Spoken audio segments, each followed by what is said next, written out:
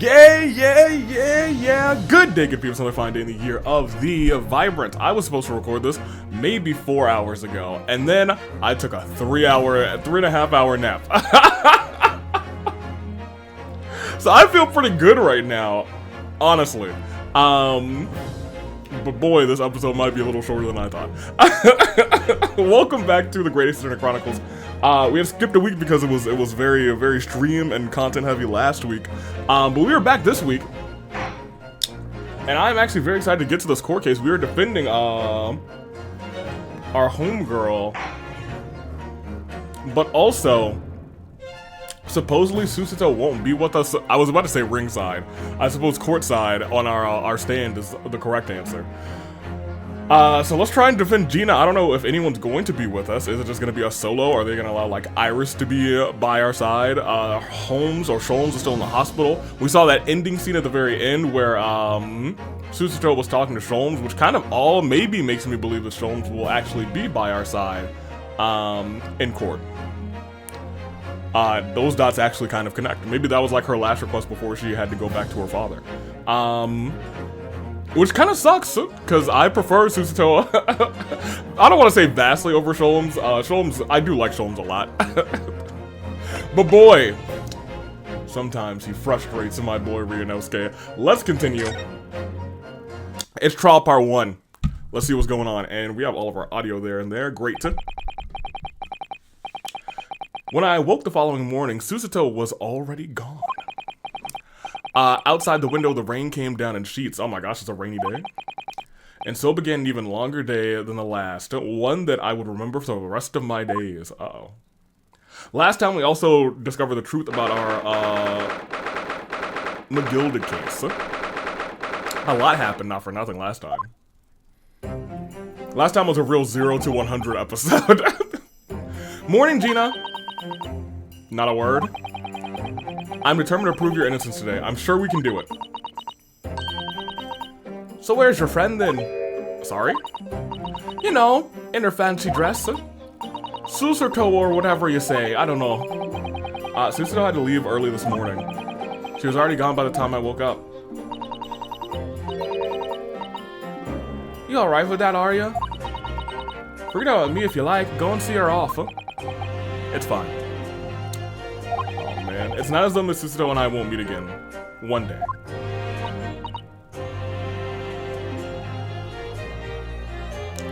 I wonder if she actually is not going to come back this chapter, and she'll be back in a couple of chapters.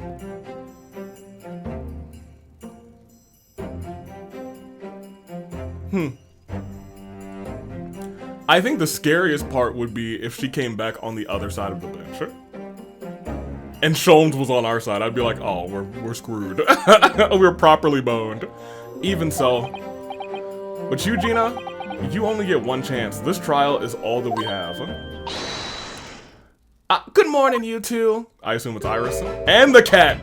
Awesome. How you feeling, Jenny? Did you manage to get some sleep? What got high? Iris, what are you doing here? What do you mean? When a friend is in need, we show our support. Isn't that right, Wagi? That's right, Wagi.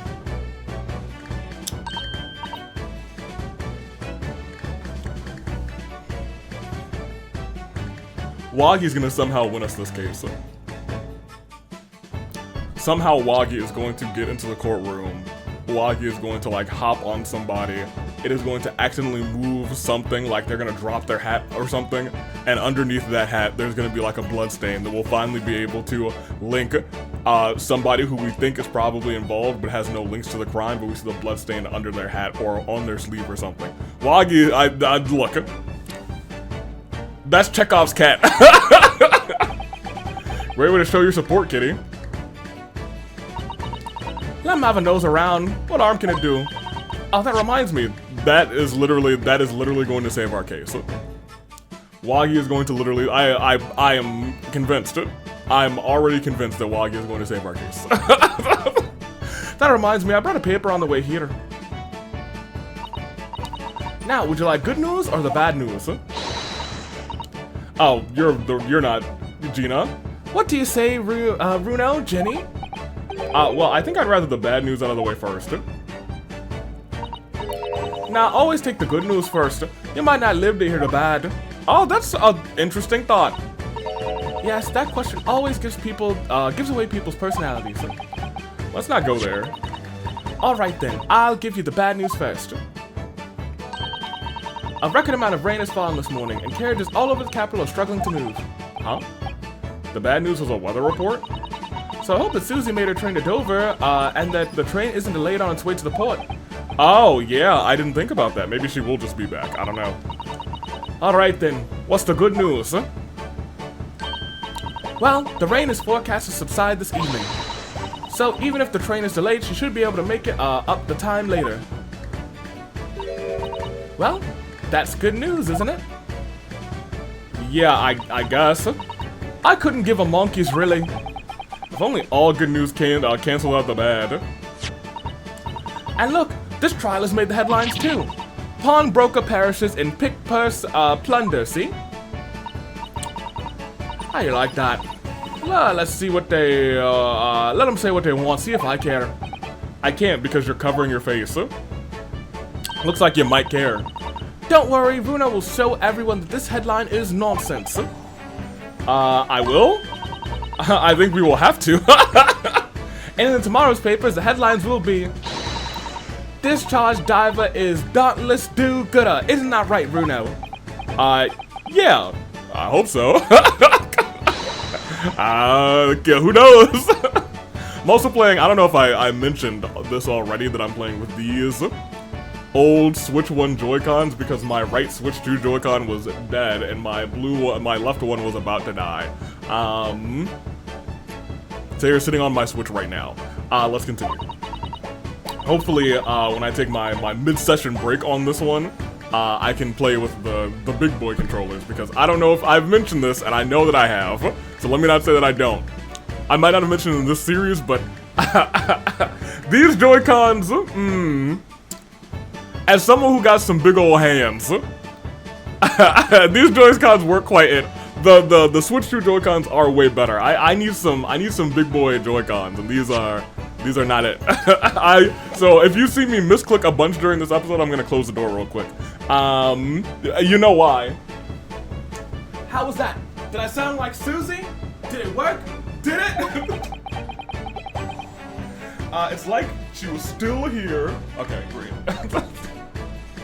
I had to really throw my voice while I was closing the door. There we go. Okay, so we do have today's paper. I'm going to immediately read it. Thank you, Irisa.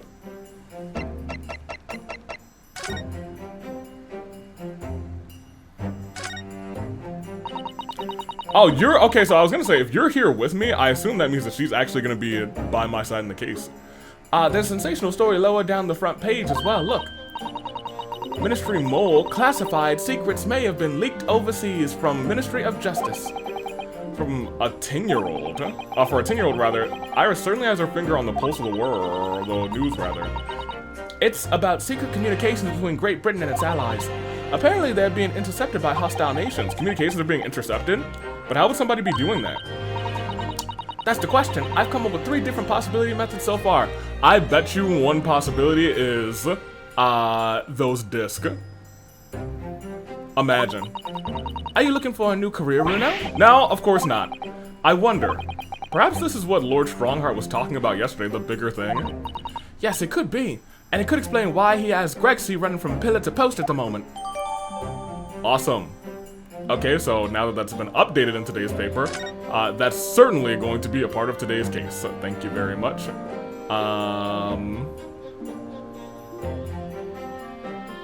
I'm gonna click all of these just in case. Pawnbroker perishes in pick-purse plunder. How awful. Virginia, I mean. Tomorrow's headline will be Discharged Diver is Dauntless Do-Gooder, right? Yes, something like that. If possible, I'd go even bigger. Bigger? How? Proud pickpocket protects the planet post-trial. Trial, rather, perhaps? Protects planet? Ooh, I can't wait. Imagine. Imagine that her involvement ended up making this so, like, British enemies didn't, like, start a war. I don't know. It's going to be great. Okay, I think we're good then. Cool. So we got an update on that. I'll do what I can. Obviously, I don't know the law like Susie does, but still. Cause I just had to wait like 2 seconds. I'll be by your side the whole time, giving you moral support and encouragement. I'm not sure that big thing is as comforting as you think it is, to be honest, but thank you, Iris. That's very kind of you. This is my new legal aid. She is smart. She's a smart lass. Oh yeah, Iris. Yes, Guinea? Well, I was wondering as all rather about Sholmes. Did they fix him up all right? Straight-faced. Yes, the operation was a great success, but Haley still hasn't come around yet. Well, that's a lie. We saw him around.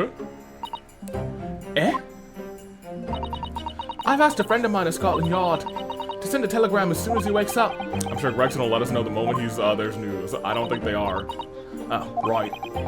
No Susato-san, no Mr. Sholmes. It's all down to me today to prove that Gina is innocent of this crime. Miss Gina Lestrade, counsel for the defense, the trial's about to begin. Please make your way to the courtroom right now. Alright, it's time. It's time! Let's go, Gina. Iris. Lead the way, Bruno. And away we go. This, right here, that's Gina. She's trying to put on a brave face, but I can tell that she's worried, that she's scared under that hat. Her eyes are probably a bloodshot red. She probably didn't get a wink of sleep last night knowing that this day could be one of her last. Pardon me, I have to believe in her from start to finish. That's the weapon that will secure our victory here. I hope you're watching me, Kazuma! If I learned anything from my great friend, it's that. As his little tassels flow in the wind in the great courtroom up above. While we're down here in the Old Bailey. Oh my gosh. They gotta stop having people that I kind of rub the wrong way as the leads of the jury. In the name of Her Majesty the Queen, I hereby declare this court to be in session. The trial now determined is how determined the innocence of Miss Gina Lestrade, yes. I now call upon the counsels for this prosecution and defense to declare their willingness to proceed. The prosecution is ready. The defense is ready! Lord Van Zeeks, my lord. Remind me, how many years ago was it that you withdrew from the public prosecution service? It was some 5 years ago, my lord. I can't wait to have a lot of things that happened 5 years ago show up. Yes, and then 2 months ago you resurfaced somewhat unexpectedly. Here you are again today. Are there some circumstances of which the court should be aware of that have led to this erratic behavior? In what one might describe as your former life 5 years ago, you dealt exclusively in matters concerned with the highest echelons of society and government. So only those in the highest echelons of government. Yet today you choose to try a simple case of burglary and murder. I confess I find it more than a little befuddling, counsel. Perhaps you just had a fall from grace, huh? There are two types of person I cannot abide. Firstly, those wealthy scoundrels who hide behind a mask of philanthropy to cheat the public at large. He means Mr. McGill, did you defend it against the Reaper 2 months ago? Yes, yeah, I managed to work that out. Thanks, Susie. I'm sorry, not Susie, you're Iris. I miss her so much. Ah! Magnus McGilded, if I had known what a monster he was, I would have never defended him. And secondly, even more loathsome, those willing scoundrels who masquerade as allies only to effect total betrayal in the final hour. Oh. In other words, the confidence tricksters rather, from those tiny islands in the Far East, the Nipponese. So what you're saying is you're racist. What? Did he really just say that? He means you now, Runo. I actually managed to work that one out too. Thanks, Iris. Total betrayal, what are you talking about? That torrid look of hatred in the eyes of Lord Van Zeke's eyes. Was that directed solely at me, or was he talking about all Japanese people?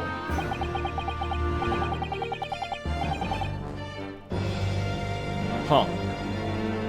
So now I'm thinking not only what happened 5 years ago to make him stop, but what happened 2 months ago to start him back up is the better question. An alarmingly scathing explanation, Lord Van Zeke. Still, the judiciary welcomes the return of the so-called Reaper of the Bailey, feared by all of the London's malefactors. Your lordship is too kind. Now, jurors, the 6 of you have been selected at random to represent the will of the people in this trial. Wait a minute, there's a couple of familiar faces here. Over to the right and over to the left. Oh man, over to the right, he probably has something to do with it now that I'm thinking about it. Are you ready to hear the evidence placed before you and determine the guilt or innocence of the defendant? Former lieutenant in the British Army here, and don't you know, chaps like me were born ready. Clean crockery, clean cutlery, clean conscience. His lordship's motto is very appropriate here, I think. Do we know her lord? Everything will be stereoscopic. Oh, we have a stereoscopist. Okay, cool. Stereoscopic in the future. Absolutely, absolutely everything. I'm ready for it. I don't understand it. I can't have left it in there. It's not possible. But could I have? A forgetful doctor. Women indispensable in society. Stop. Female-centric future awaits. Stop.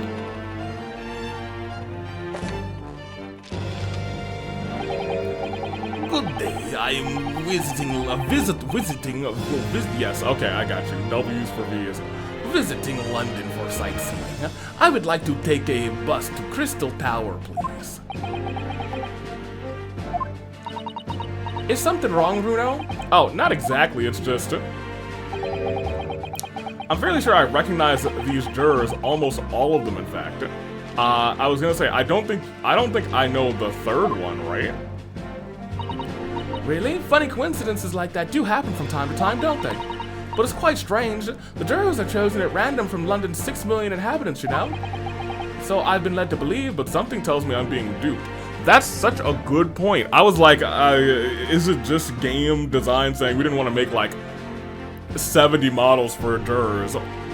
Or is it more along the lines of Ryunosuke is specifically being set up?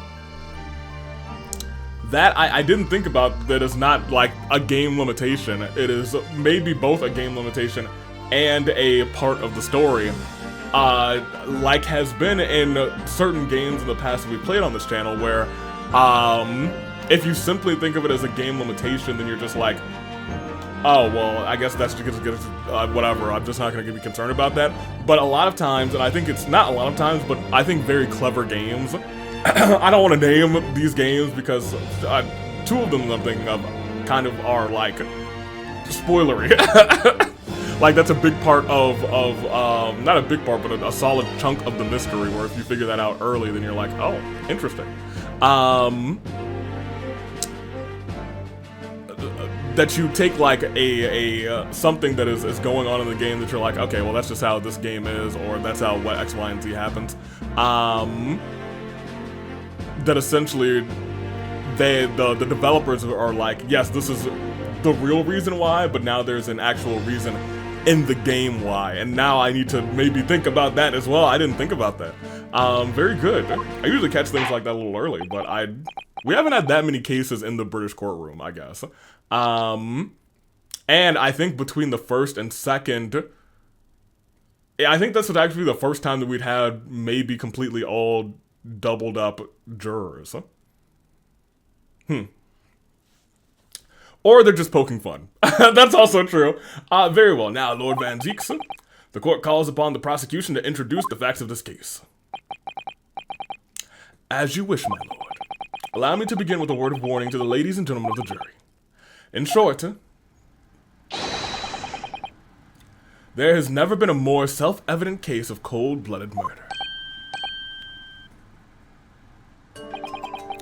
The victim, Mr. Pop Windebank, proprietor of a pawn shop on Baker Street, was shot from behind and died instantly. The prosecution presents this photographic print of the crime scene. Yes, I was there. As the court will observe, a single bullet wound just below the gentleman's left shoulder. The evidence suggests the bullet pierced the man's heart, resulting in near-instant death. Moving on to the findings of Scotland Yard's coroner. His report states the bullet entered the body on a rising diagonal trajectory. That's actually rather unfortunate for our case. Well, it doesn't have to be. That could just be a real, hey, turn this case on its head. Whereas, if you were shooting him from the hole in the door, it would kind of just be a straight shot. You know what I mean?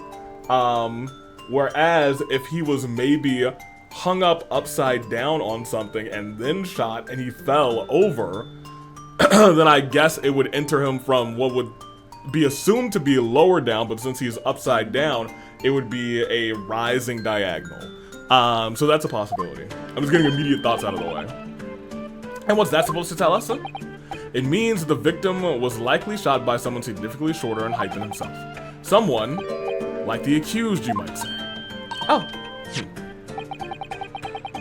The prosecution wishes to present the autopsy report and the crime scene photograph as evidence, my lord. Indeed, the court accepts. Hand them to the bailiff, please. Okay, we will be looking at those immediately. Shut up. I don't want that yet. One at a time, Von Zeeks. Examine this. Coroner is Dr. Stevens. Interesting that we have the coroner's name. I don't know if I've ever paid attention to that, but maybe we did have the coroner's name in the past. But it's good to know, Dr. Stevens. I feel like the fact that they're giving us the coroner's name, there are people whose names we don't actually know, like Eggs Benedict could be Dr. Stevens or something. Detail the victim, Windy Banks, time of death between 1 and 1:30 on the bloody 16th, I believe. Reporting party was us, Ryunosuke. Post-mortem findings, a single bullet wound in the upper half of the victim's back, no signs of trauma, rather. Autopsy findings, instant death from a postero-anterior bullet. Postero-anterior. Okay. Wound to the heart. The bullet entered the back into the body, rather, from the back on a gently rising diagonal trajectory. Okay. I don't really think we need to look at this, but you know what we do? We look at everything. That sure is a bullet wound. But this is also not something we can investigate. No. I now ask the courtroom to turn its attention to the plan of this establishment, where the incident occurred.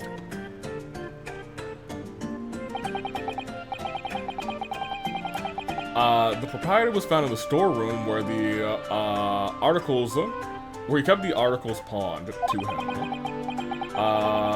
It is kind of troubling to think about where, other than the door, that he could have been shot. A windowless room with a single point of entry, a door to the main shop that was found locked. In this sealed chamber, there were only 2 persons present. The victim, Mr. Windybank, and the accused. It may further interest the court to know that when the accused was discovered at the scene, she had in her hand the gun used to fire the fatal bullet. Yeah, I mean, like, all of this looks terrible. Well, that's that then, isn't it? Nothing more to say. Isn't that stubby little pickpocket? She's one of those filthy drabs that live in the slums in the East End. Oh, well, it was only a matter of time before she got blood on her hands then. Wow. What are the jurors waiting for? The girl's guilty as hell. Hold on. We can't jump to conclusions here. We mustn't assume her guilt because of what she has to do to survive. I don't care what everyone else is saying. I'm assuming her guilt based on the facts. My learned Nipponese friend. It is you who mustn't jump to conclusions. The prosecution has barely begun presenting this case.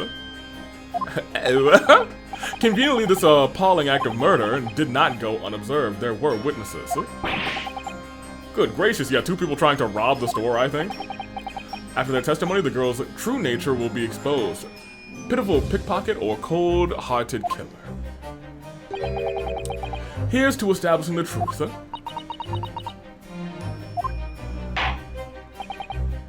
Can I call myself to the witness stand? The evidence will take the floor plan and firearm into evidence. Handing them to the bailiff, please. Thank you. At once, my lord. I was gonna say, I really don't think there's anything else to do with this, but I will look at it. I would like to look at that, though. Oh, actually, there should not be another bullet in here, correct? Because he always keeps 1 in the chamber, is that correct? This is Windybank's gun, the cylinder is completely empty. Okay, well, never mind. Mr. Windybank always used to keep this gun on his shop in the counter. Yes, but only ever loaded with a single bullet, I understand. Oh, but oh, never mind. But we already know that there was another bullet found that was fired at the calendar. That's right, to keep all of the pawned articles that were in his care safe. But his 1 bullet was fired that night and the poor man lost his life. Was he protecting his shop, I wonder? Trying to keep the article safe? Yes, correct.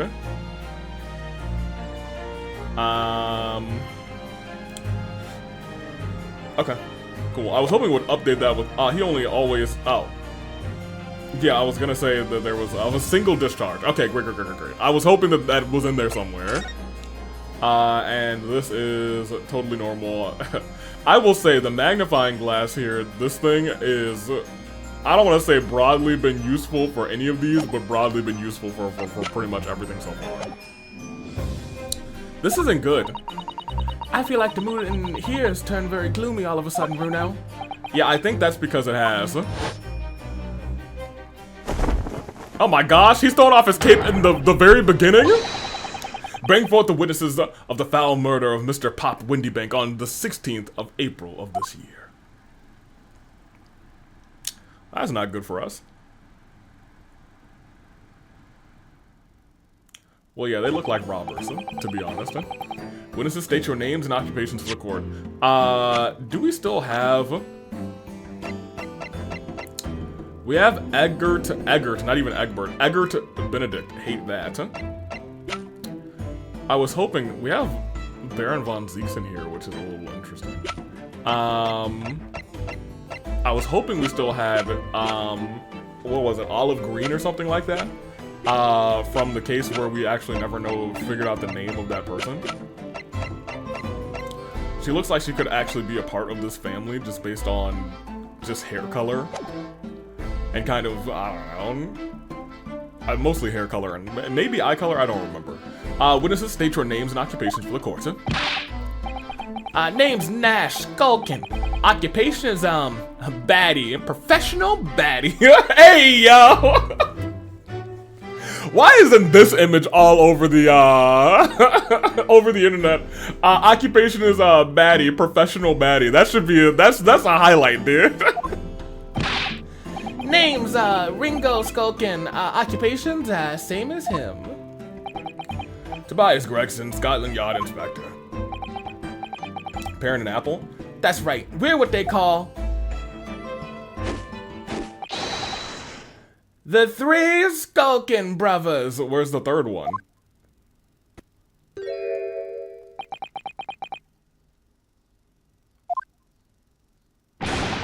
What are you looking at me like that for? Don't lump me in with you lot. God blimey, that's cold. Don't you know what we're going through? It's our older brother. Lost contact with him we have. So we're scouring every shady corner of the capital. Whoa, wait, okay, hold on. So there's a missing, I'm missing Skulkin. And then last night we come across you. Wait, what? The very spittle of the block. Ain't that right, Ringo? He is, Nash, he is. The very spit of him. So we decided that and then we got what we gotta do, rather. We just gotta call you. Tobias Skulkin. Big bruv Skulky. Come on, leave it out, you two. Skulky Skulkin? And that's before he's run out of the chips. Okay, so... it is not great anymore. There's somebody who's the spitting image of Tobias Gregson. So at some point, we may have an imposter, or may have already had an imposter on the list. Interesting. This is getting, there's a lot of, like, threads now. There are a lot of, like, literal threads going on in this thing. Well then, Inspector Sulky Gregson. No. I beg your pardon, my lord, but the name's Tobias. What I would like to know is, Inspector, is what you are doing in the witness stand. The Skulkin brothers are currently under arrest, my lord, on suspicion of theft. Thieves, are they, these three? No, just two of them. No, my lord, begging your pardon, but don't lump me with these lot. 2 nights ago, these two brothers illegally entered the establishment with intent to burgle. In the course of the nefarious activities, they became embroiled in a far more sinister crime. By Jove, do you mean to say? What extraordinary coincidence. Oh, this is interesting. So if they were really the two that were in there, it really also might not have been them. Somebody may have taken advantage of that situation. And maybe we didn't see them, we saw another duo of the same stature. Indeed, my lord, while attempting to burglarize the pawnbrokery, they witnessed its proprietor's murder. The box Order. The various trespasses of these brothers is not subject to today's proceedings, though they will naturally face trial in the very near future. Your lordship's permission, I'd like to remain on the stand to keep these gents straight on the straight and narrow, rather. Of course, Inspector. Skeptical as I am about the caliber of these witnesses, I will permit them to take the stand. Mr. and Mr. Skulkin, you will now testify before the court. Describe the events of the night in question and what exactly you saw. Happy to, hip, hup. 'Cause a Skulkin's never skulkin'. Huh? Get out of it. I pray that one time he does it with them. I pray. A legal entry. That's the best way to put them on the straight and narrow, buddy. We was walking down to Baker Street in the small hours, and Gaff's door was ajar, you see, so the door was wide open. It was like some kind of sign begging for us to go in, Watts, it was rather. But once we got inside, Core blind me, we heard a gunshot from the back room. We went to see what was what, but the door was locked from the inside. We never done nothing, governor. We never took nothing, and we left right after that, nice and quiet. Now, hold on a minute.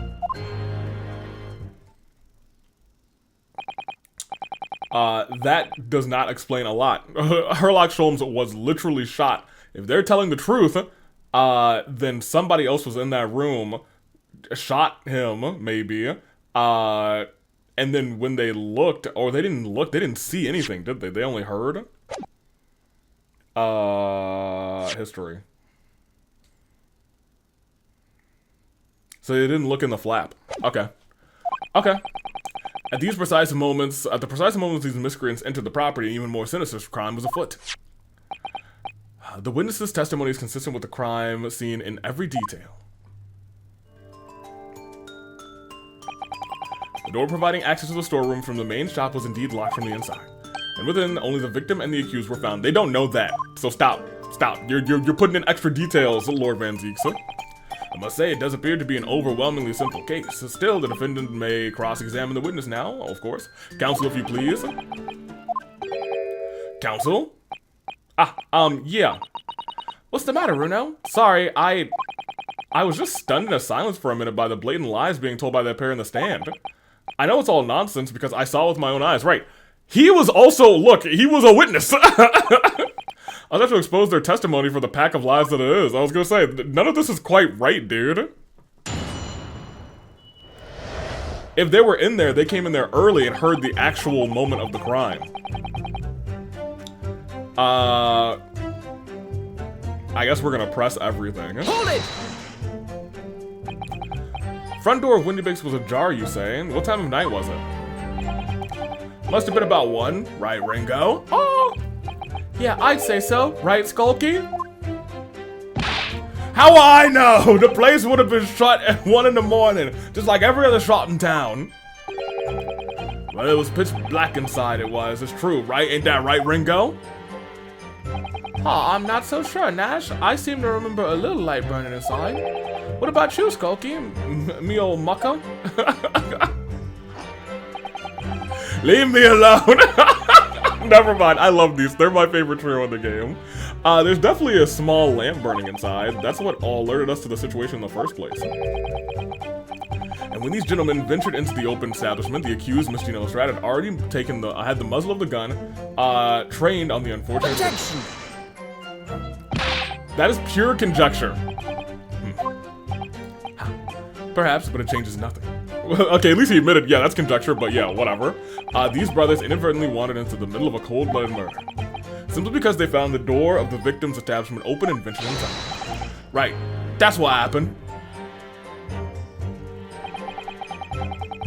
It was like some kind of sign begging for us to go in and what? It was. Hold it! Maybe it was. Maybe it was all a setup. What are you trying to suggest? That you had to go in? Well, good God moves in mysterious ways, they say. Don't they, Ringo? They do, Nash, they do. Must have been some providence, I reckon. God's will often presents itself as the whims of thieves, does it? It weren't no whim, I'm dead sure of that. It weren't, Nash, it weren't. Like we said at the time, you don't just find open doors in the middle of the night like that. Nah, there's no two ways about it. It was a sign that our long-lost brother was inside. They're not very good liars, are they? Well, you can't deny it. It leads to a bloke who looks just like our brother. I said cut it out. Those chips are getting a chomping today. Those chips were made for chomping. But once we got inside, core blimey lummy, we heard core blimey lummy. We heard a gunshot from the back room. A gunshot, you say? Just the one? Are you sure about that? Yep, just the one, governor. I can swear to that. It was, Kosh, it was. Ain't that right, brother? A firearm used to belong to the victim. A firearm used rather belonged to the victim himself. Yes, Mr. Windybanks always used to leave his gun lying around on a counter. Right, I remember. When we examined it, we found the revolver was, completely out of rounds. That makes sense. Mr. Windybank always said he only used to keep a single bullet loaded. That's true, I remember him saying that as well. So, we can say with considerable certainty that only a single round was discharged from the firearm used as the murder weapon. Ah, yes, my lord, we can. And I should remind the court that the firearm in question was discovered in the... I hate what's going on right now, because I'm 1,000,000% sure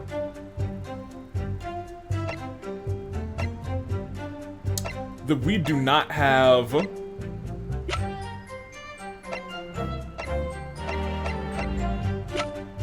We don't have an image of the... Can I examine these?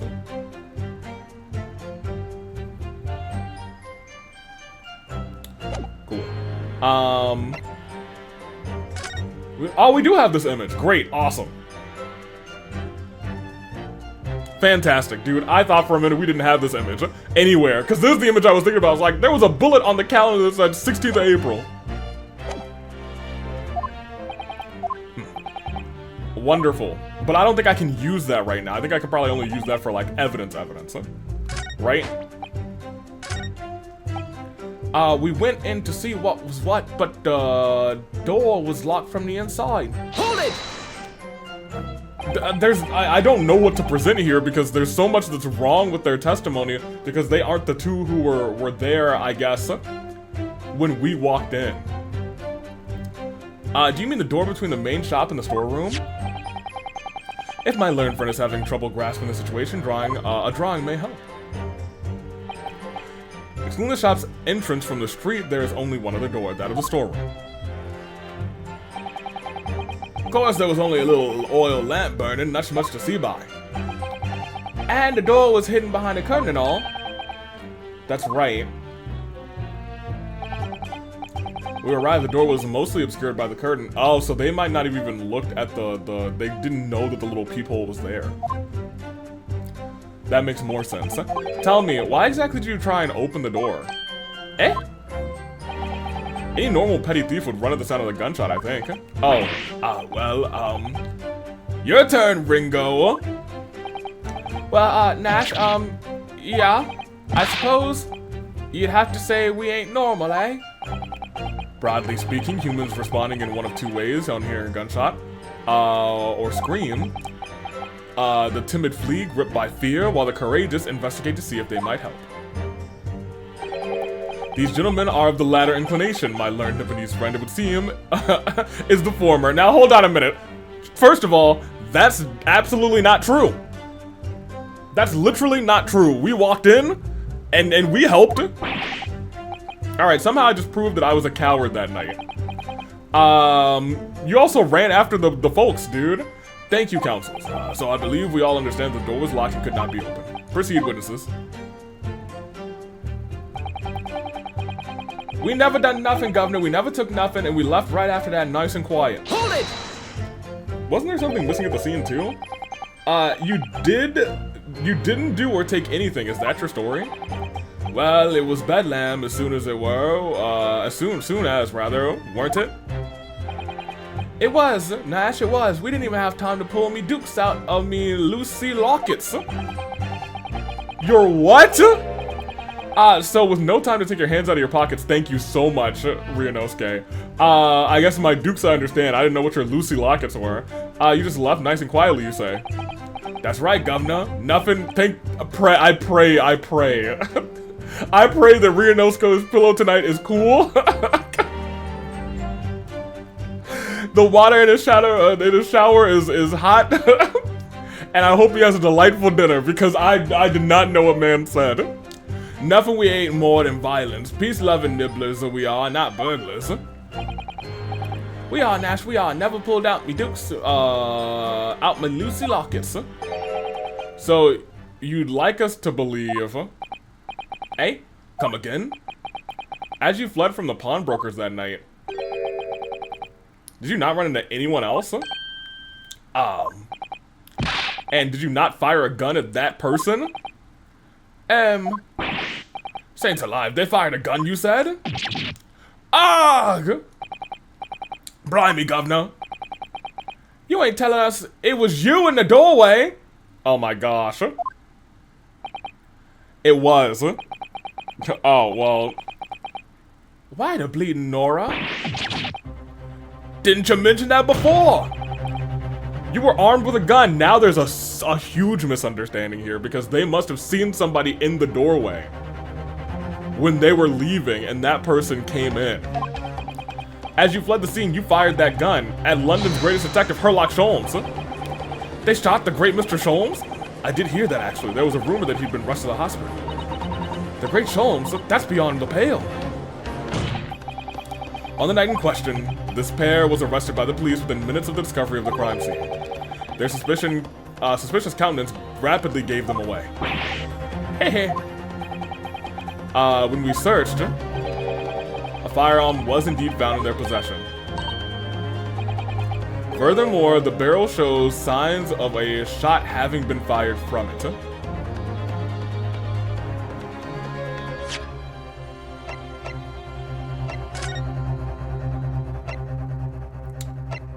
I was saying, this is the old blood, and these are the only two current pieces of blood.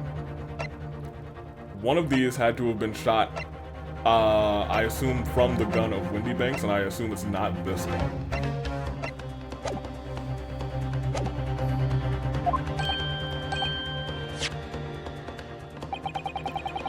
The prosecution invites his lordship to examine the firearm recovered from these brothers. Yes, indeed, remnants of powder around the muzzle, as you say, counsel. The court will hold this weapon as evidence. Alright, your boy's about to get to that immediately. No, shut up. Whatever you're about to say, pour your dang wine so I can investigate that gun. Come on, Von Zeeks. Now, my learned Japanese friend, I'm about to learn something about this gun. Shut up. Okay, what we got here? No signs of blood.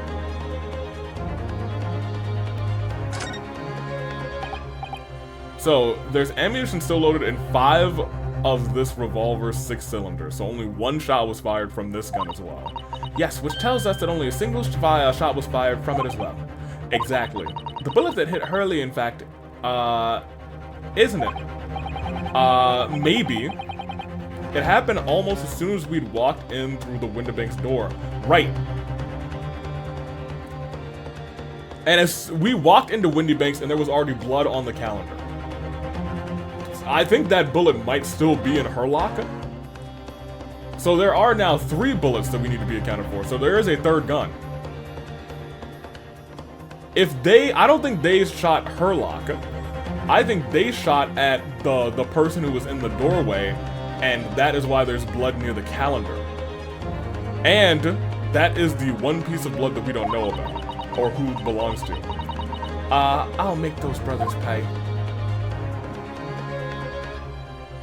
No, I think you need to thank them because I think they shot the person. I think that they might end up being low-key heroes because of this. I think they shot the person who shot Sholmes.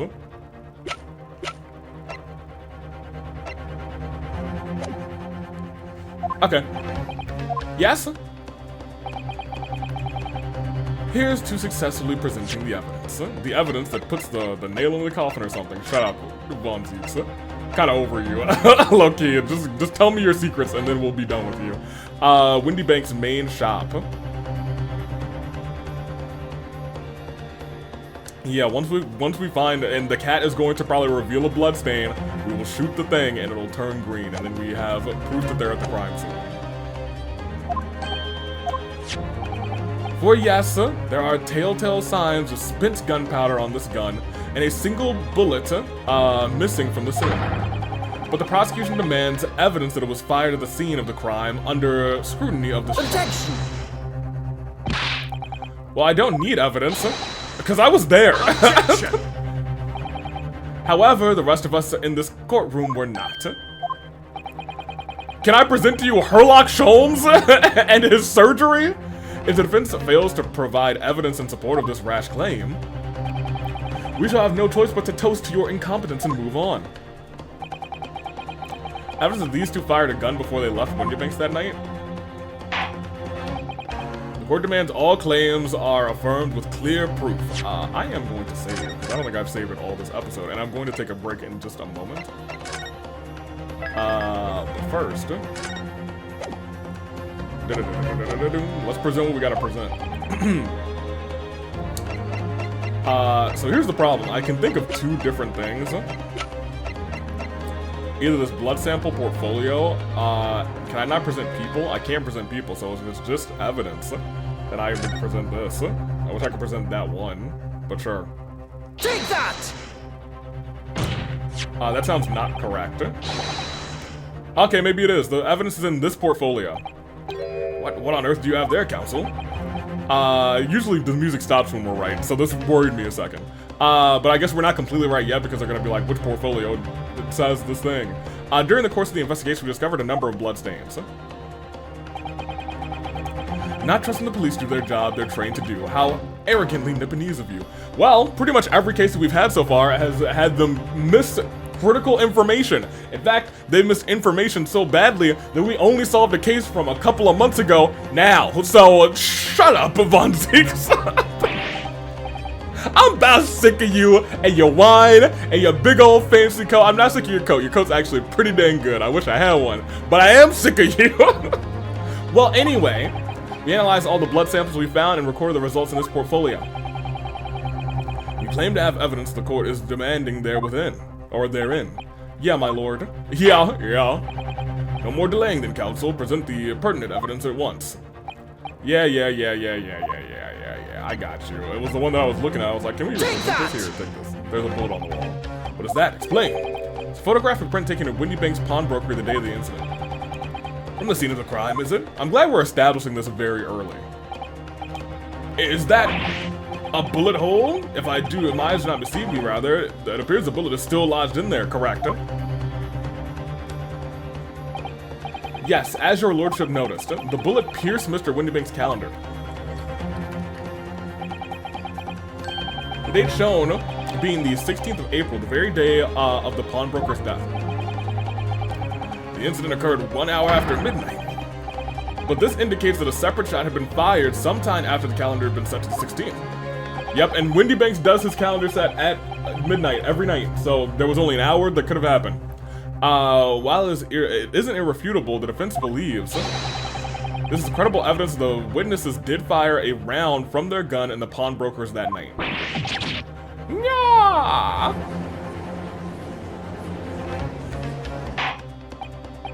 Order, how's the prosecution stand, Lord Van Zieks? I did not know that you did your own research. How unfortunate for my case. If that is the direction my learned Nipponese friend, you didn't actually see Nipponese, just my learned friend wishes to take, the prosecution has no objections. I don't like that. It seems like he has figured out the trail that we're gonna go down. What? Huh? But you'll forgive me for flinging my hollow chalice against the disgust, in disgust rather, at the repugnance it exposes. Oh no.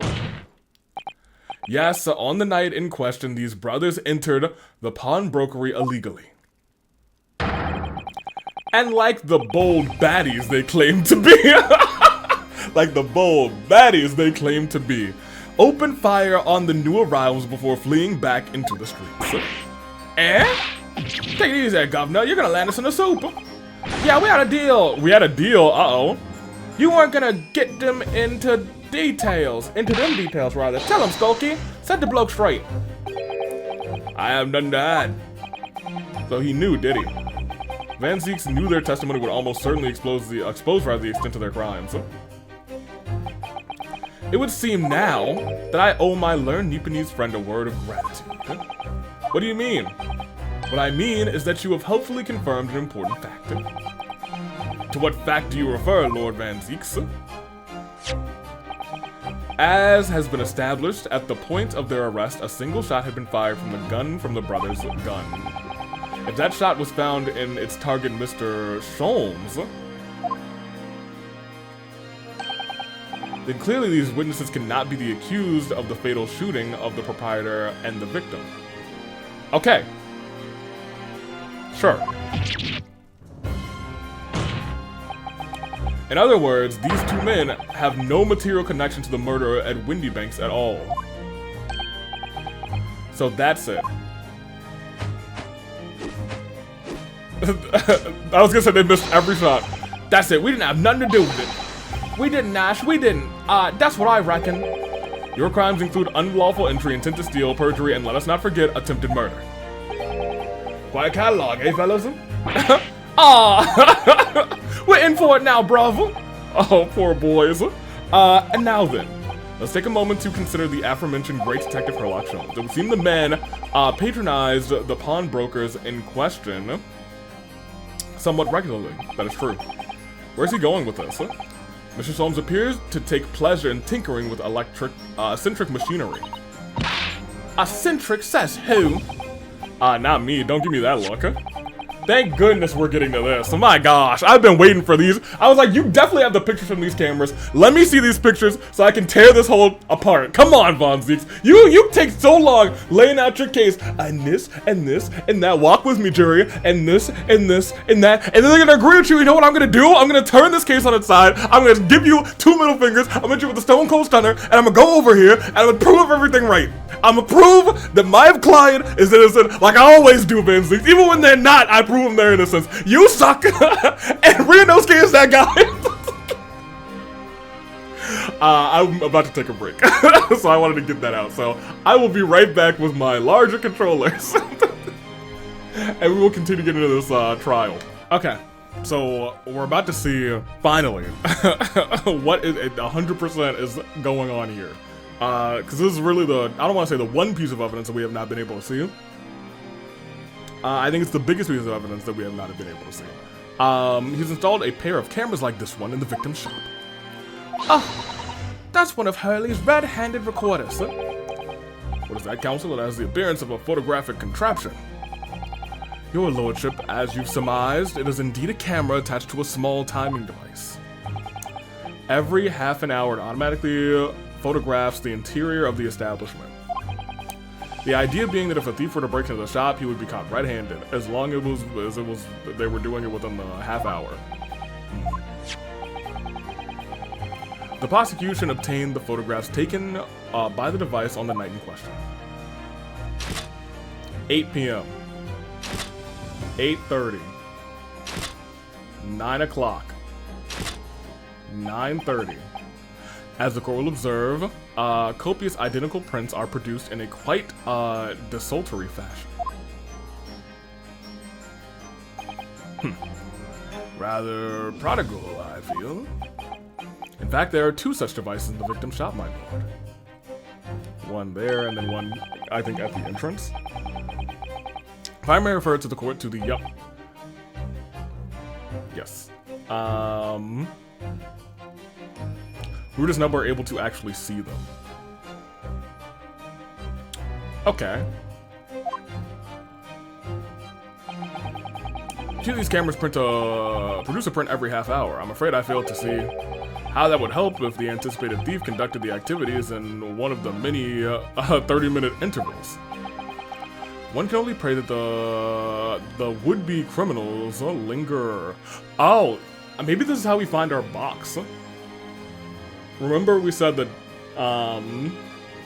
there was a box that went into storage? This box is what's going to be the big thing. It probably has a disc in it, and that disc probably has information based on, like, this secret tellings. There's a lot going on here. And if that box does, then we will be able to find out what that box is from the 2 prints. So I feel like the door print is not going to tell us much, but the entrance door print, you know what I mean? On that in question, the witnesses currently in the stand were not caught on camera. Hey, that's a bit of Friar Tuck, eh, bruv? Lady Lux loves a skulking. Witnesses, at what time did your trespassing begin? Must have been just after 1, right, bruv? Must have been, Nash. Must have been, yeah, just gone 1. In which case, minutes before these brothers entered the establishment. What scene might we have expected to see within the shop? Let's examine the evidence. Oh.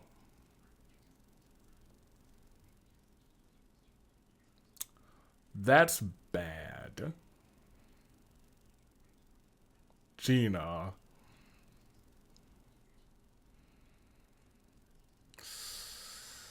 Yeah, that's,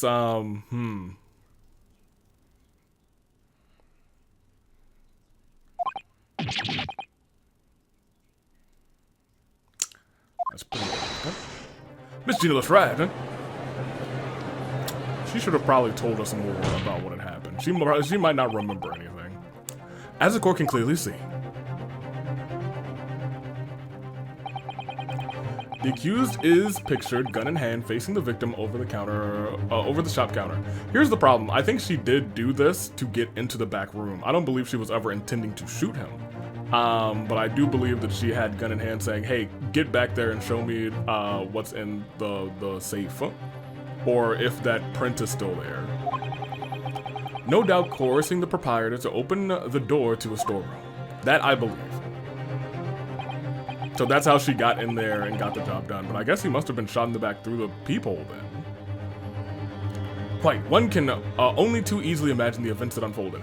Okay, so here is what's going on. So they came in and saw what had happened. The court will take this photograph and print as evidence, if you please, counsel. I wish I could take the other ones. Why we only have the one at 1?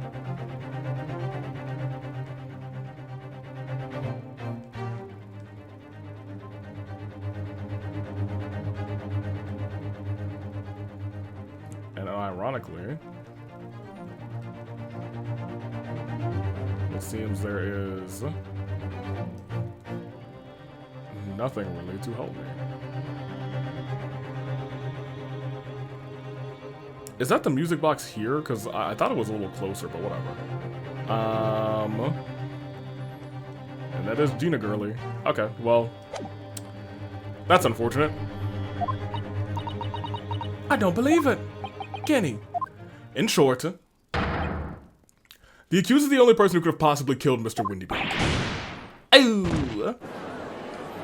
Alright, someone from the jury is gonna say, alright, we're done here. Yep.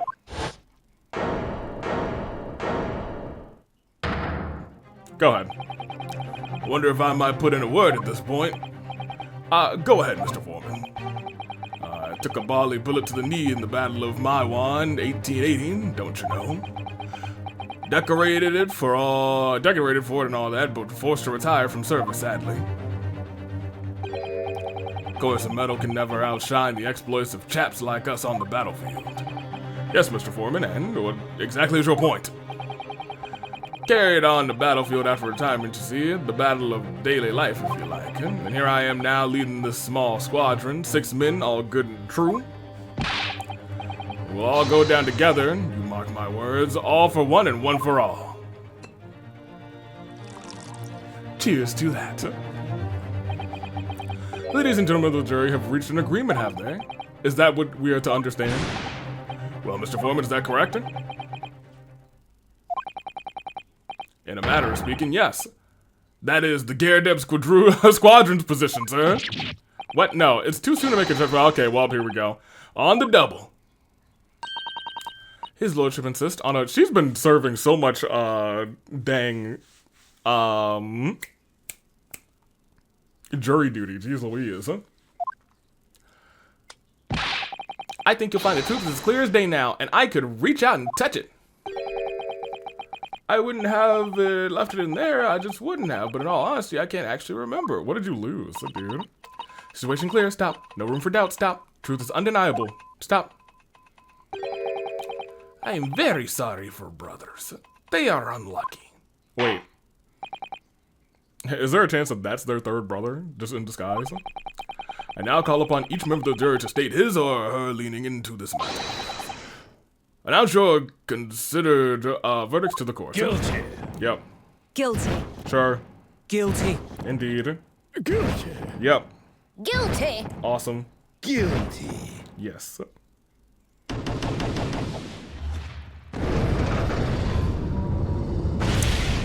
Okay, Judge, you know what we're here for. It does appear that the jury is unanimous in its leading already. That photograph, it must be the definitive evidence that Gregson mentioned. But Kenny didn't shoot him. No, of course not. My lord, the defense wishes to assert... We want to do the summation examination. I had a feeling you would. Go ahead. So you refuse to admit defeat again. How unsurprising. I was gonna say, everyone should have just been like, you should have asked me you want to do your summation examination. I'd be like, yeah, God, come at me. We shall proceed immediately with the summation examination. Mr. Foreman, are all the members of the jury ready? Absolutely, sir. Always ready for action, my chaps. Very well, very good. Ladies and gentlemen of the jury, you will explain on what grounds you... It's the picture, dude. I hope they all just say the picture, the picture, the picture, the picture, the picture. I hope it's 6 the pictures, and there's no wiggle room. And we just lose. All the evidence points to the finger of guilt of this young, pickpocketeen. Okay. As a housemaid, I should like to see all filthy eyesores promptly and rigorously eliminated. Okay, great. I think you'll find that if you look at that photograph in stereo, the truth will just pop out. If I had left it in there, I think there will be repercussions by now. Mind made up, stop. Global transmission of the verdict to follow, stop. In Motherland, we say never judge by clothes, judge by head. I am convinced brothers are innocent. Yeah, I think they're innocent too, but I really don't know who else it would be. Unless we have another set of witnesses or something. The circumstance of the crime and evidence do indeed implicate the defendant rather comprehensively. The storeroom, locked from the inside, in which the victim and the accused were... Why has no one mentioned the door flap at all? I guess Ryunosuke has not had a chance to do anything, really. He has laid out all the evidence, which is one thing that I it has been consistent so far. We don't get, like, we get time to investigate, but our investigations don't yield a whole lot of evidence. And I feel like well, I guess this isn't late game. We should be thinking this is one big game. But I know that these were released as two separate games in the past. And I feel like usually by late game, we are doing some investigations, and those investigations yield a fair bit of evidence, and then a little bit more of that is presented in court. But I digress. Not to mention this print. Taken from a chap who's seen action on the battlefield. That girl's on the verge of pulling that bally trigger.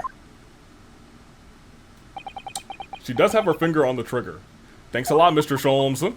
Oh dear, Hurley's cameras are supposed to help, not hinder. Well, I have a feeling he's not showing us all the prints. I feel like there's probably a print in there that is kind of detrimental to his case. That's at least what I believe. To just have the one print, I'm sorry, it's been a little bit. I've opened that door. Hold on. Ooh, 42. Yeah, I'll close it a little bit. Anywho, I'm afraid you have to have an uphill battle ahead of you. But Gina didn't shoot Mr. Windybank. Which means there's more to the situation than we've yet to see. Agreed. I read your mind. You'll have the floor counsel proceed with the summation examination.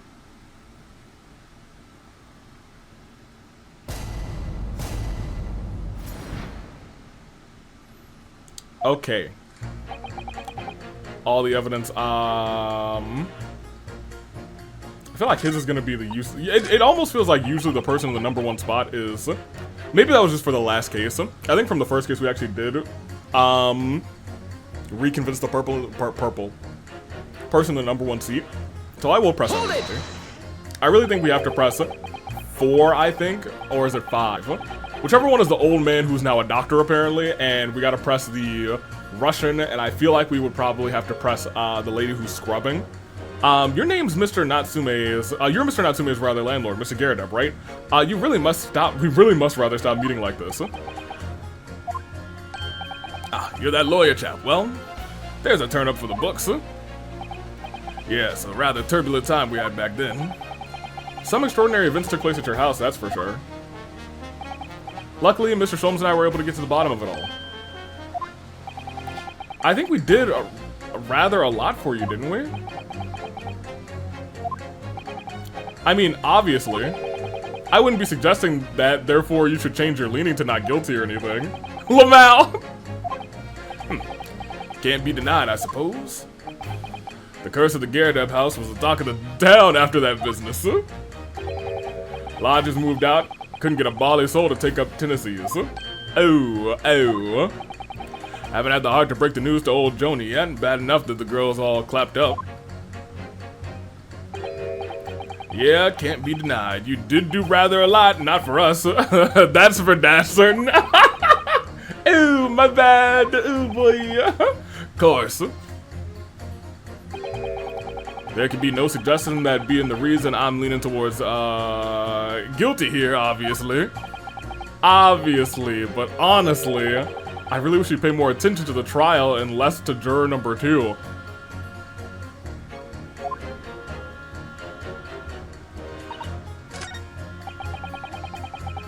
His eyes, oh yeah, I was gonna say his eyes are going that way and he keeps looking down at her.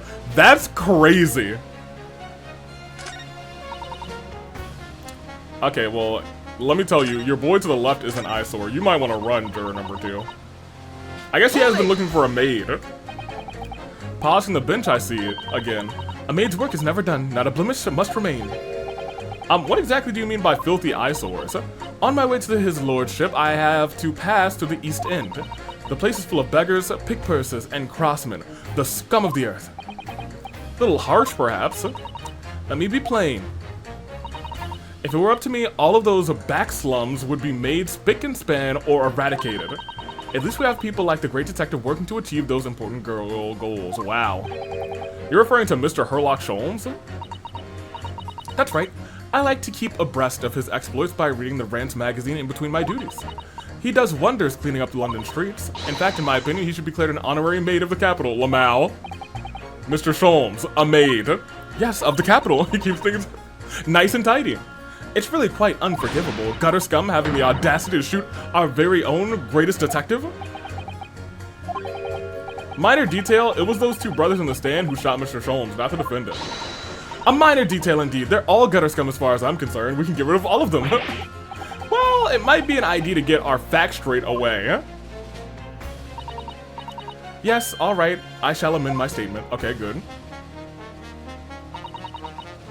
Those brothers are the scum of the earth, rather. They should swing for shooting the great detective. Okay. Well. I mean, we can immediately do this, right? Objection. Yeah, I was gonna say, we don't need to press all the way through. Those two statements are clearly contradicting each other. Good lord. Counsel, explain yourself, huh? Oh my statement? Contradictory? Contradict. Yes. Juror number 6, you've got the wrong end of the stick. Huh? I do not have stick. I have mouse. The mouse is adorable, though. As juror number 2 said earlier, when the Skulkin brothers fled the scene on the night of the crime, they fired a shot from their revolver. Yes, they shot poor Mr. Sholmes in the abdomen, I understand. Surely you're not going to tell the court now that you didn't hear. Abdomen, abdomen, abdomen. Sir? Sorry, my English is still learning. You are telling the court you didn't hear.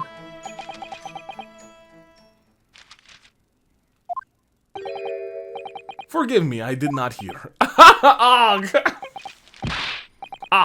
Here is the word abdomen, part of person's body containing stomach and other vital organs. Is what you mean you should say in plain English. I am Russian, not native speaker. Should have just said stomach, true. Who thought it was a good idea to let this man be on the jury again? Honestly, good point. So, you are telling me that these brothers who look like criminals were lying? They said before, we've never done nothing, but true is they shot detective, da? This is double negative. Yes, that's exactly right. Lying is wrong, especially when lie is said by a person who looks like criminal. Okay, I don't know about that last part, actually. Hold on a minute. That's crazy. Coming from you, that seems surprisingly prejudiced. That means, when they said we never took nothing, maybe it was also a big fat lie. Is this true? Well, according to the police report, rather, no stolen goods were found, so... Enough, I trust no one now, not even police. It's not the mouse's fault, sir.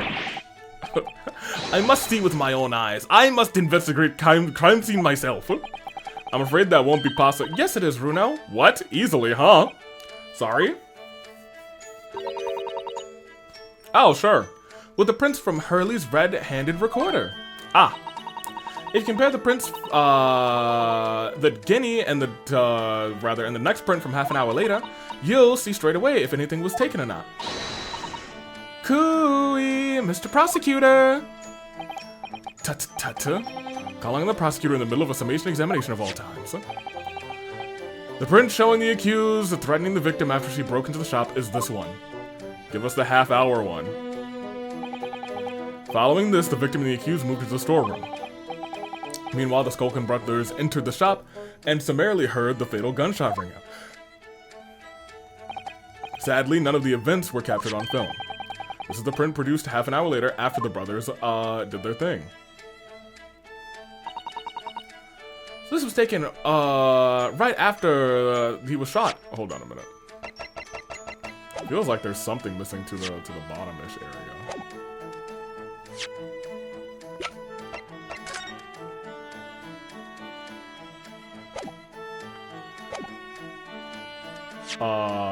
Man, I was not ready to play Spot the Difference like this. Okay. I wonder if it's the photograph, not photographic. Okay, that thing at the bottom is still there. 1, 2, 3. 1,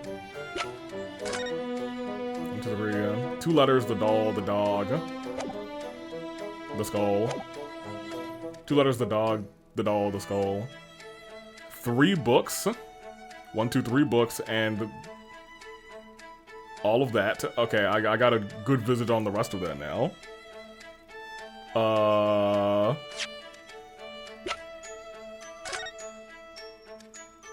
The 3 books. that, and that. Did they take anything?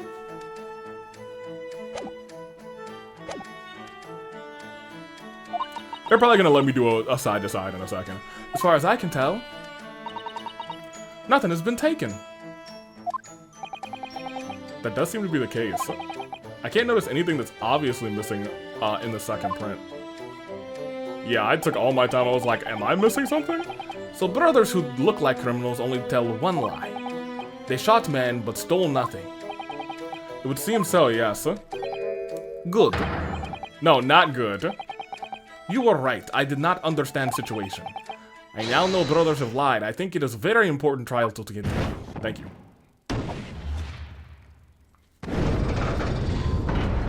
You might take a little bit more for the maid. Yay! Well done, Bruno. The balance is shifting. Well, it's a start, I suppose. But there must be more in what these jurors are saying that I can use to expose the truth. If I can do that, we might just turn the situation rather into our favor. Thank you, counsel. Continue with the summation. Yeah, I was gonna say, she's not gonna switch over yet. And kindly hand that new photographic print to the bailiff to be filed as evidence. Okay, so now we have both of them. Another print to the record. I wonder if we can make use of that.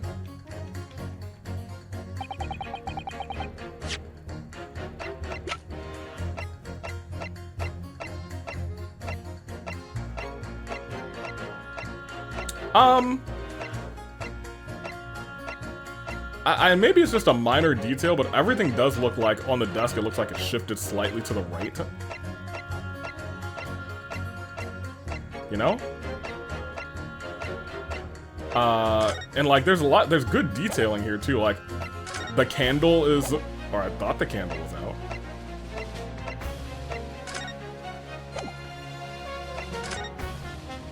Oh no, the candle was shot. I think.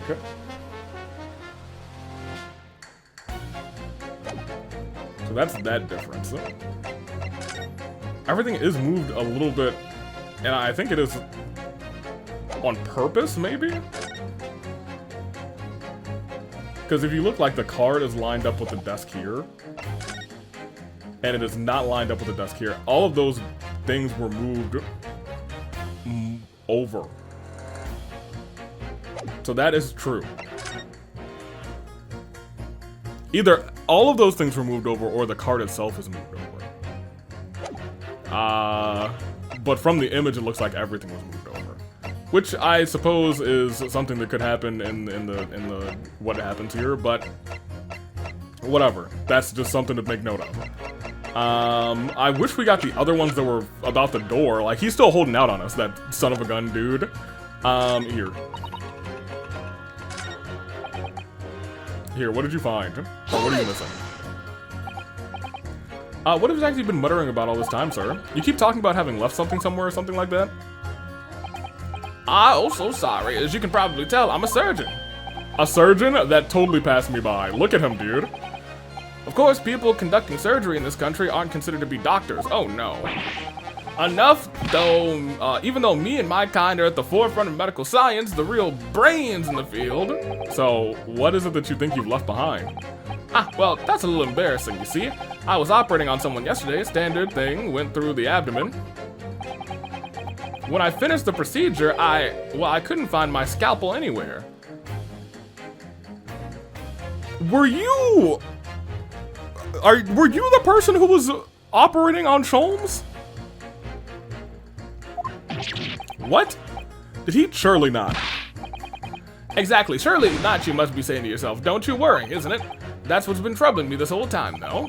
Could I really have left my scalpel inside the fellow's belly? No, of course I couldn't. So, there you have it. Like I said, a little embarrassing, really. That's one way of putting it. The other one is manslaughter. That's exactly my concern. Seeing as this case appears to be all sewn up, I need to focus on trying to remember what I've exactly sewn up elsewhere. Now, I'm sure I made sure everything was back as it should be. Well, as sure as you can be without being sure. Oh my gosh, you need to be more sure.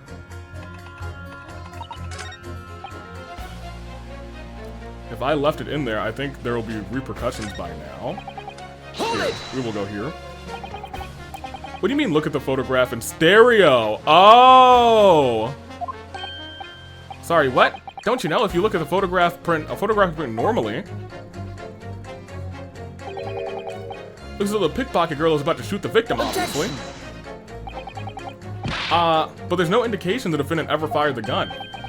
All I'm saying that is if you look at the same picture in print and stereo, rather, it could reveal all sorts of new information. By any chance, are you a fan of stereoscopes? Oh, how did you know? Let's call it a lucky guess.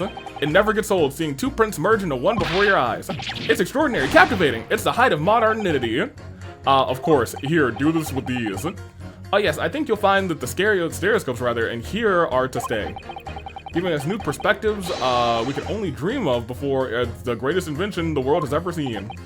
Well, you can give me a new perspective on this case, I might agree with you. Well, it might be able to.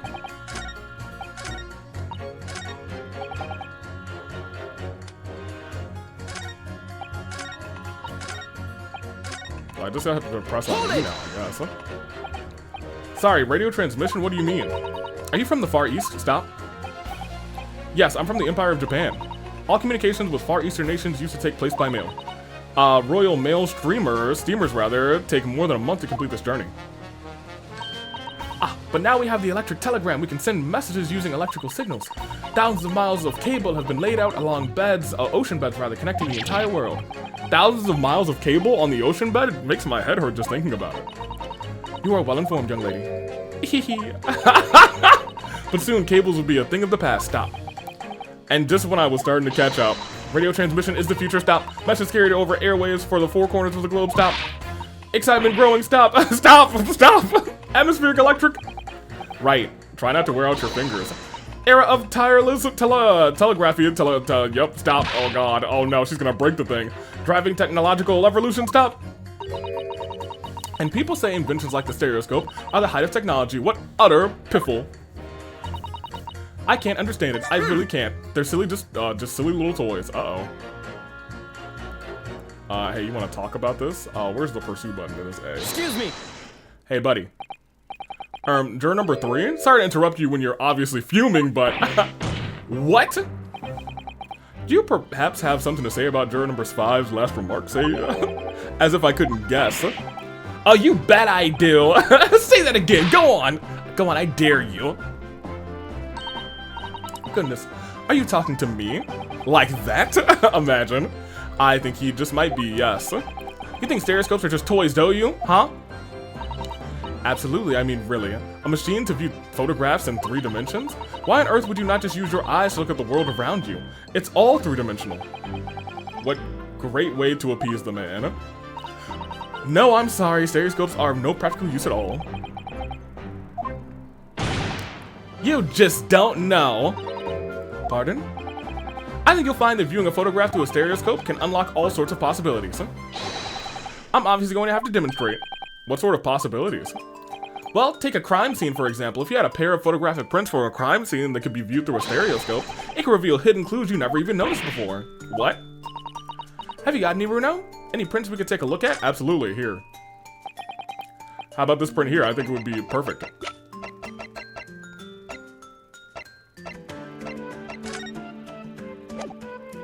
Can I present the both of them? Or do you just want me to do the other 2? Do I have the other 2? I thought I still had the set of...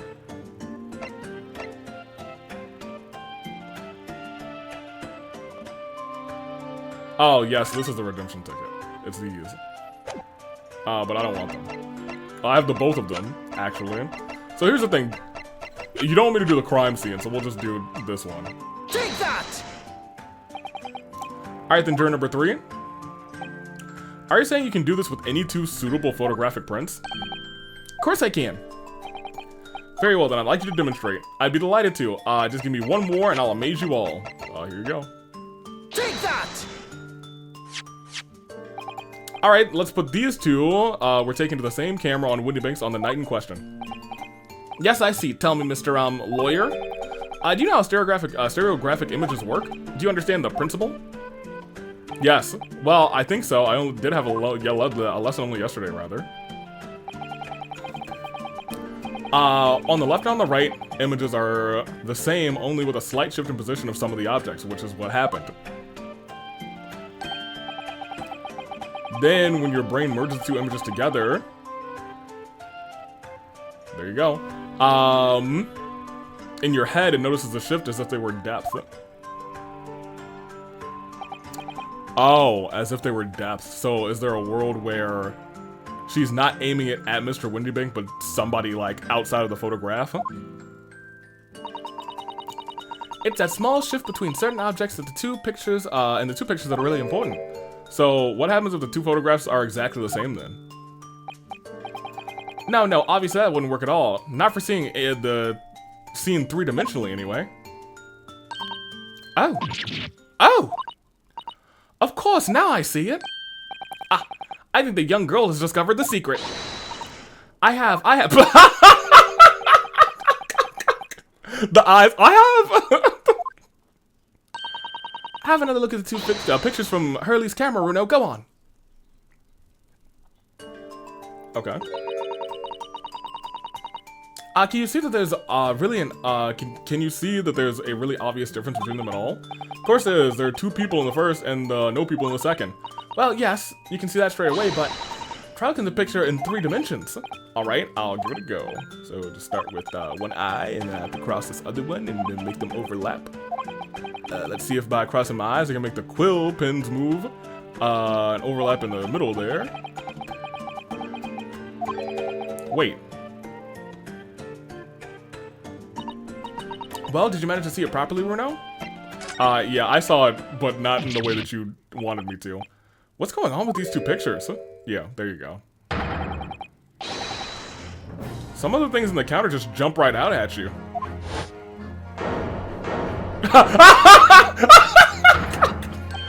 Judge's eyes like, ah! And the Reaper, the Bailey Von Zeeks is just like, yes, no, you'll never catch me like that. Yes, that's it, you see. That's the other amazing power of stereoscopes. Other amazing power. Is something going on? Is someone gonna explain this black magic, eh? Why, the deuce, do some of the things on the counter just seem to jump out like that? I think you'll find that if you consider the basic principles of the stereoscope, you'll answer your own question. Basic principles of the stereoscope? As I said before, if you try to look at these two identical prints using a stereoscope, it won't work at all. It's a slight shift in position of certain objects that lets you see things 3-dimensionally. In other words, even though at first glance the objects on the counter haven't moved at all between the two pictures, this actually shows that there might have been a slight shift in their positions. And that's a thing that is a slight shift in the positions of all of the things on the counter, which is a little suspicious. Yes, there must have been. Hold on right there, sir. Got a reasonable grasp of this whole cross-eyed business now, I'd say. But why the devil does this shift between the two prints exist in the first place? Well, what's the answer, fellow? Go on. You're the eye cross master. What, me? I haven't the first idea. You know, Renault, it's quite simple. Is it? Just think through it step by step. Is it just the door opened? I hope not. The first photograph was taken at 1. Can I save? Thank you. I have not saved since I've been back. And we've been going for a hot 30 minutes. Huh? Okay. Go on. Yes. And then 30 minutes later, the second photograph, the position of some of the items on the counter appears to be shifted slightly in the interim. So that means that sometime in the half-hour interval, someone must have tampered with the things on the counter. Zonkas! Someone tampered? New information, stop. Not mention the testimony so far, stop. Yes, we've had to go around in circles a little here, but it seems I'm starting to see what I should be aiming at in this summation examination now. Ladies and gentlemen, the question is clear now. We know the items on the countertop were moved, but by whom? Are you suggesting you might know? Of course. I can tell you right now who's responsible for the almost... do I have them in my... Oh, boy. Well, it can't be most anybody else. Susato did it.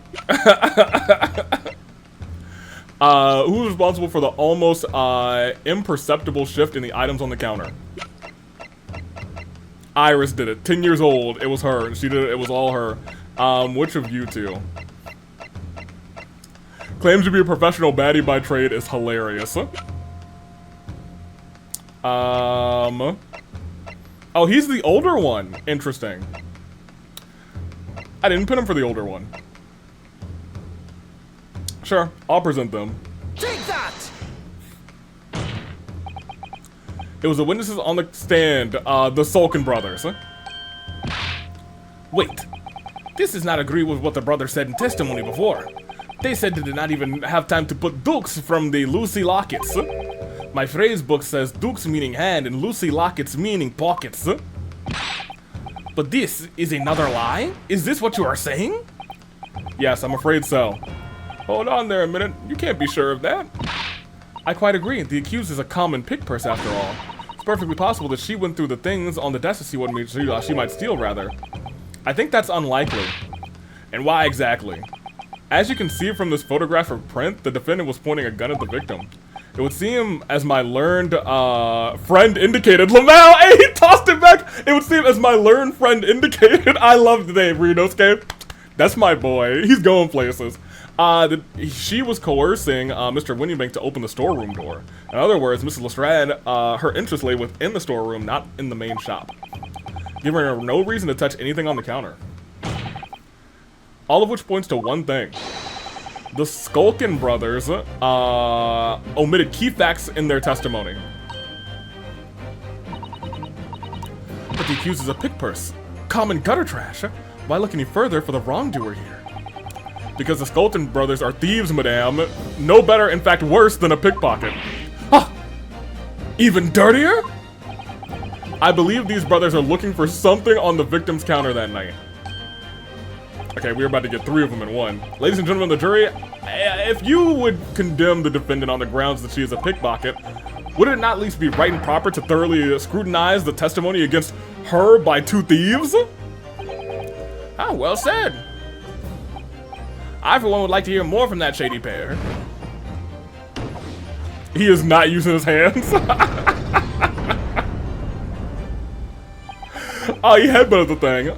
Can you all see now the power of stereographic prints? Oh, they're not playthings. You've seen their extraordinary potential firsthand. Stereoscopes! He reminds me of like a real-life SpongeBob in picture. Wholeheartedly agree. Stop. Must purchase after trial. Stop. Will return home via Regent Street. Stop, Lamau. Okay, that's not the 4 that I expected. Are we gonna get 5? Is she gonna do it too? No, I don't think so. Well, it would seem this trial has yet to run its course. Ladies and gentlemen of the jury have declared their inclinations via the mighty scales of justice. I hereby call the summation examination to continue, rather with the balance altered in the defendant's favor. 2 lean guilty, 4 lean not guilty. Accordingly, the jury is not without consensus, rather, and this trial shall continue. Yay, well done! Oh, by the way, what? You should hold on to this, Runo. You never know when it might come in useful. Twice in one trial would be unusual, surely, but okay. Alright, cool. Can I get that now?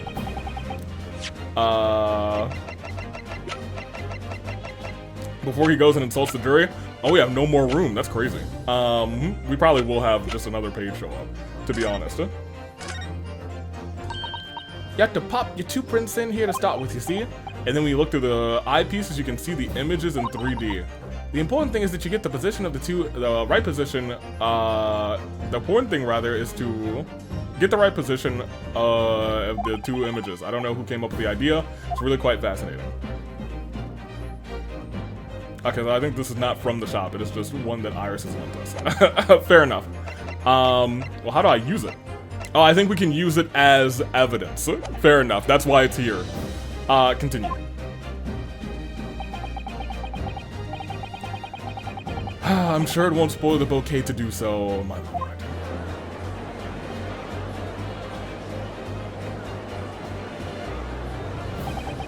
I won myself another chance to probe that pair about their activities that last night. And I won't stop probing them until I've proven that Gina is innocent. I feel like this is about to run way deeper.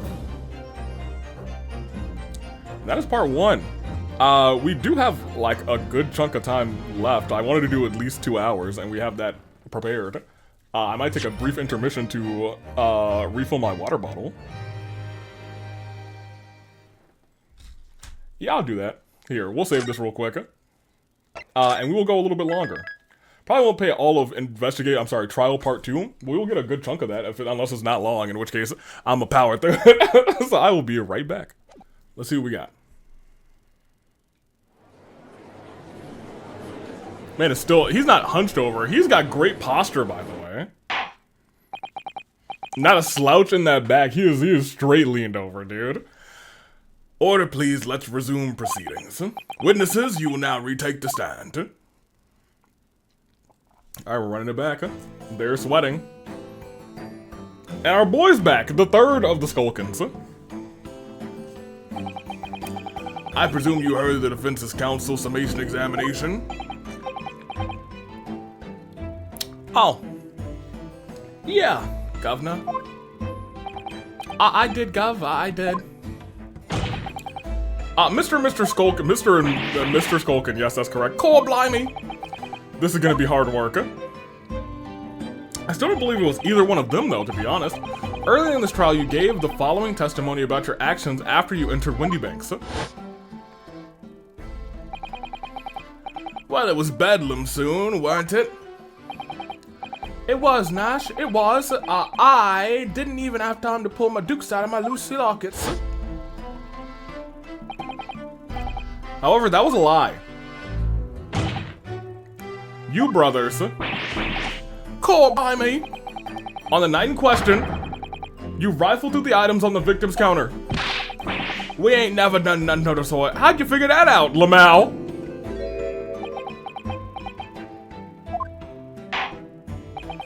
You will now give formal testimony once again. You will tell the court precisely what happened on the night in question, and this time you will tell the truth. Each lie that passes through your lips will serve as to an increase of the severity of your punishment. And that, gentleman, may deal a crushing blow to your chances of ever seeing the light of day again. Oh!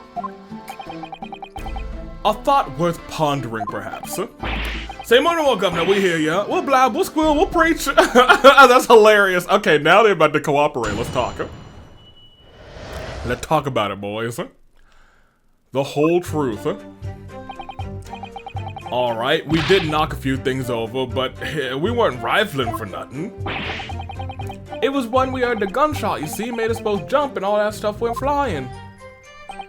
Well, I mean, it didn't even give me, it didn't half give me a fright, rather. We was thinking the shooter would come out the door and get us next.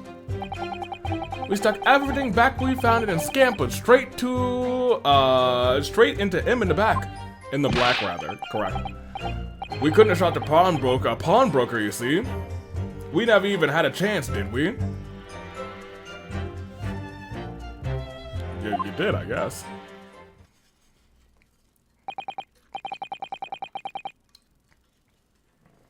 So you admit to the defense's accusation. You did indeed ransack Mr. Windybank's countertop on the night in question.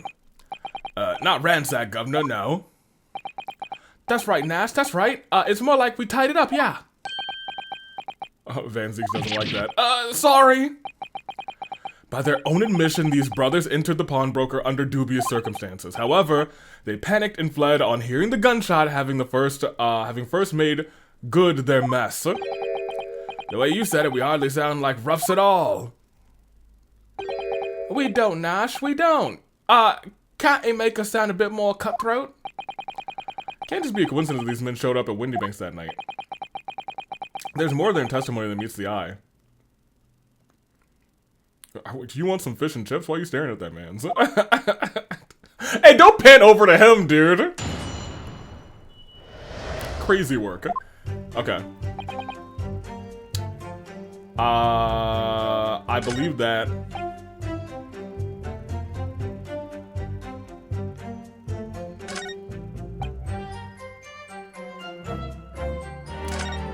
I really just wanted to press on the last one, but I think something here is going to give us some information. Hold it! So let's start here and press forward. What you're saying is, the sound of the gunshot shocked you so much you knocked all those things off the counter? Well, it shocked us that much, yeah. The bag of nerves, this bag of nerves needs to learn to keep his shirt on. Look, it was loud, alright. Blimey, me dead granny would have woken up at that bang. Big bruv here screamed like a blooming baby and nearly fell over on the counter. He knocked over a load of books, a candlestick, and some skull and whatnot.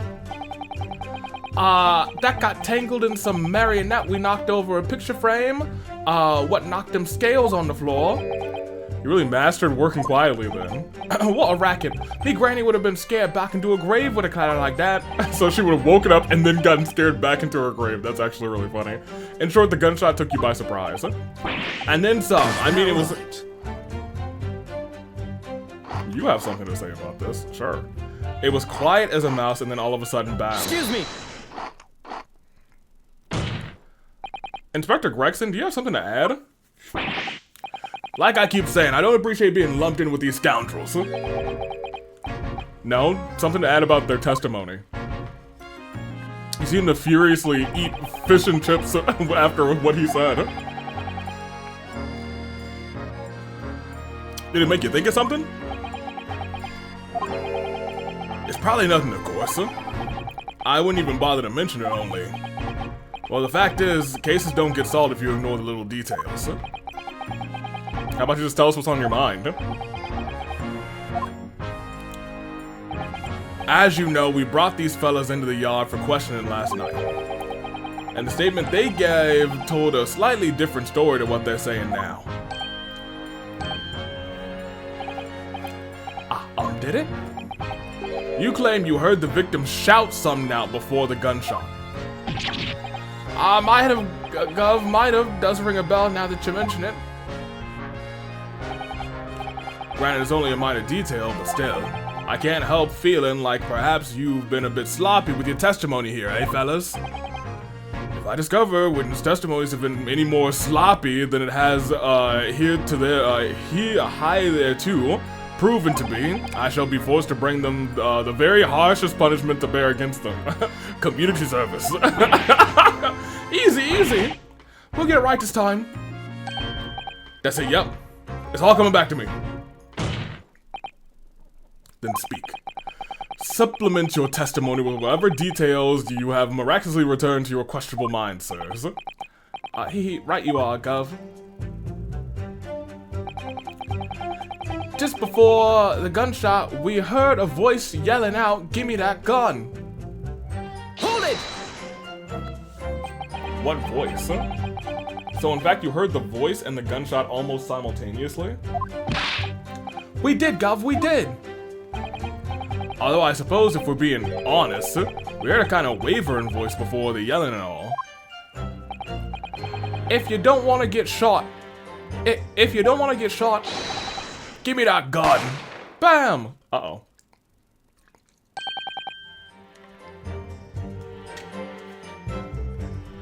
Huh.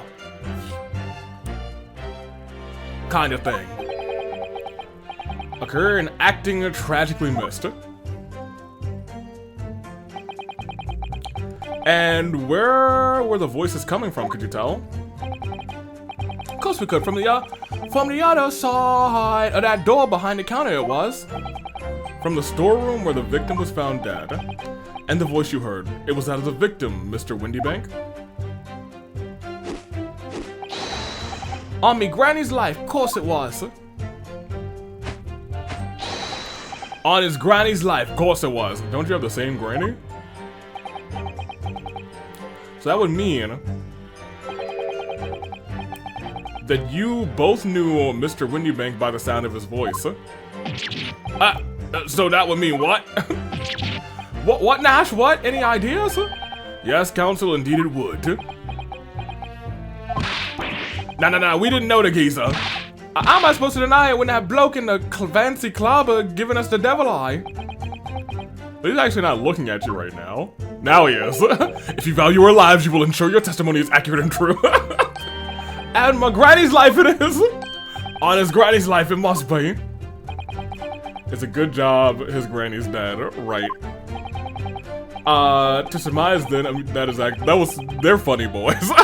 Immediately after hearing the voice of the victim, you hear the gunshot, causing you to stumble and upset the items on the counter, scattering them over to the shop floor. You made it sound like we're clumsy. Don't forget we tied it up afterwards like good boys. Anyway, the way I see it, the bloke who owned the place was holding a gun. Oh, okay. So he just should have fired instead of yelling at the girl. He was holding a gun? Hold it! You're saying that Mr. Windybank had a gun in his hands? Oh yeah, bet that was a sight, eh? The two of them waving guns at each other. What? Must have got pretty heated. I mean, just before he shouted out, we heard the geezer say, if you don't want to get shot. Didn't really sound like you meant it, mine. More of an empty threat if you could. Mr. Windybank was known to keep a revolver in his shop counter at all times. People say that to protect the articles in his keeping, he'd readily put a bullet in someone's head if required. Yeah, his own is what we discovered. That someone being himself, of course. Yes, of course. Extraordinary devotion, indeed, if alarmingly misguided. Well, he certainly sounded like he was ready to pull the trigger the other night. Only the person he was gonna shoot beat him to it. Of course. Cooked his goose proper. Bet he wish he squeezed the trigger instead of wasting time shouting, give me that gun. What? And it was directly after those words that you heard the gunshot. It was more or less at the same time, Gov. Give me that gun! Bam! Got of that thing. Yes, a career in acting, very tragically missed. Give me that gun, bam!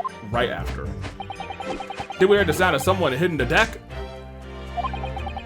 And I love them. And everything went dead quiet. At that, we done slapdash tighten up the place. Why did she pass out?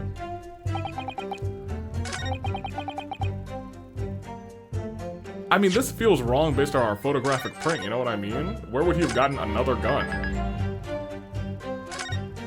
That would just mean we have another gun in the place? How would...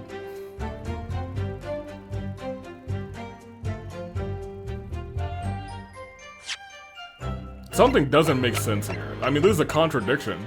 So I'm gonna just present this. Objection! That's just wrong, you know what I mean? You're saying that on the night in question, the victim was wielding a gun? Is that correct? That's it, Gov. You got the picture. He has, Nash. He has. No question. Yet the photographic print from the time of the incident clearly shows that Mr. Windybank was not in possession of a firearm in any description. Objection! You surprise me. Does the defense really intend to highlight the evidence to compromise the position of the accused even more? Furthermore, the defense fails to establish the photographic print. The photographic print presented was taken a suitably short time prior to the victim's death. Your chronology rather is severely lacking, counsel. Yeah, that's right. Too right, Nash. Too right. The old geezer could have been able to turn the tables on the girl, eh? Hardly likely. No, I'm afraid this won't stand as conclusive evidence. Ugh. Okay, interesting.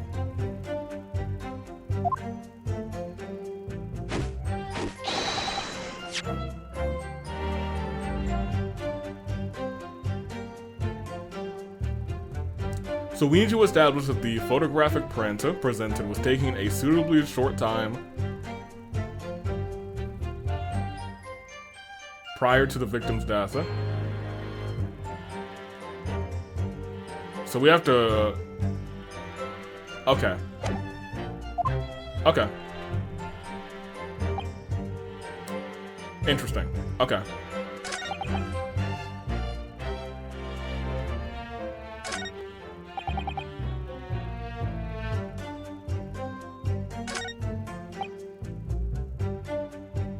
I guess we're gonna keep pressing things then. Huh. I was gonna say, that doesn't feel right. I guess he could have turned... It feels like things make sense, but we are missing one step is the unfortunate bit, because How would he have turned the tables, gotten the gun, and then still gotten shot? You know what I mean? So you didn't try and open the storeroom door then? Not all your life, huh? It went deadly quiet after that. It did put the wind right out me. But anyway, the door was locked, weren't it? No way. Okay, fair enough. Yeah, of course, it was locked from the inside, or so we've been led to believe. It was, Gov, it was, from the inside. Right, so we had no way of knowing what was going on in there, did we? Unless there was some other way to get a view of inside the storeroom, like through a keyhole or perhaps a spy hole. Don't ring no bells, no lights, don't lights. So we had cut and run right before we noticed anything like that.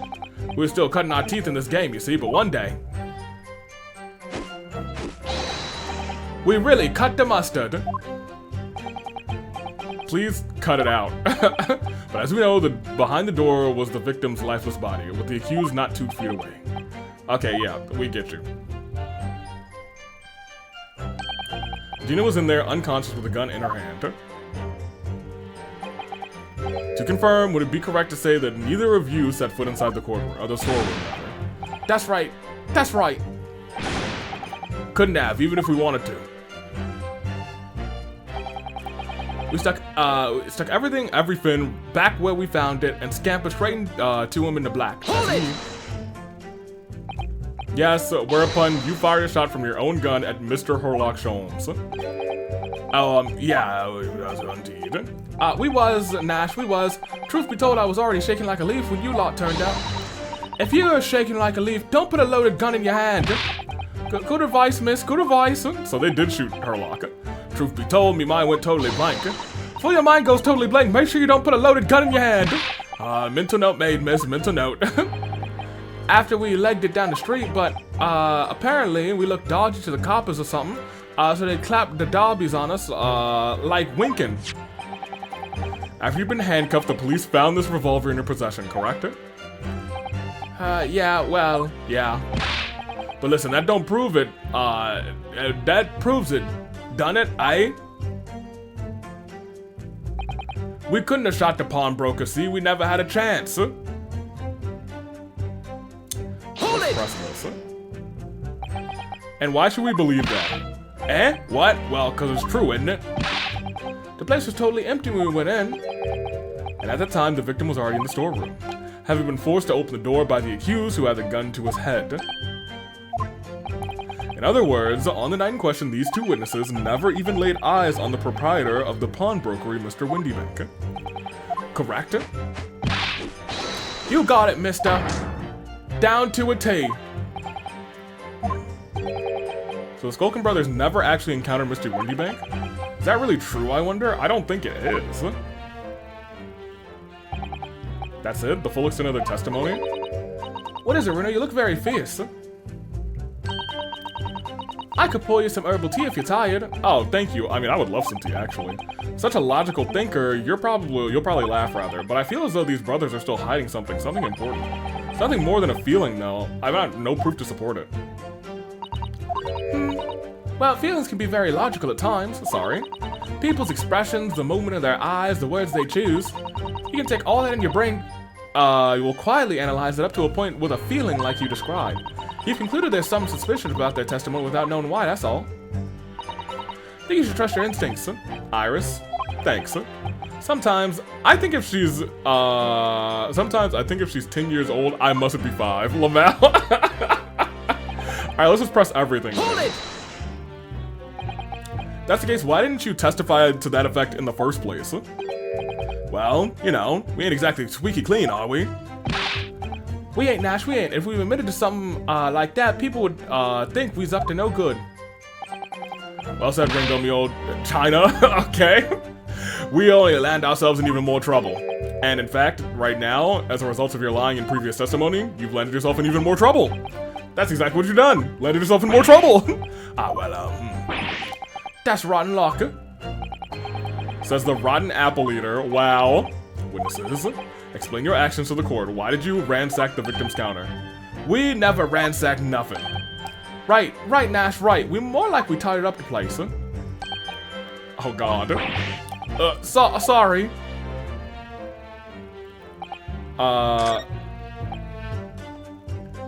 Yeah, so this is the only one we have not pressed. So let's press this real quick. Hold it! Actually, no, I think we pressed this too, didn't we? We did. Although, if we're being honest, wavering voice before and all. If you don't want to get shot, give me that gun. Kind of thing. A career in acting tragically missed. Okay. So at this point in time, thank you. On Granny's life. I just need to look at my court record, because we've pressed everything. And the one thing that I've done as a contradiction.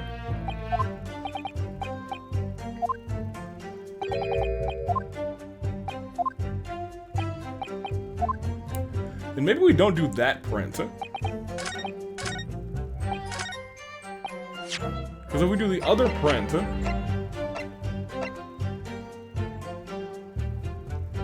this is after the murder had taken place. That is true.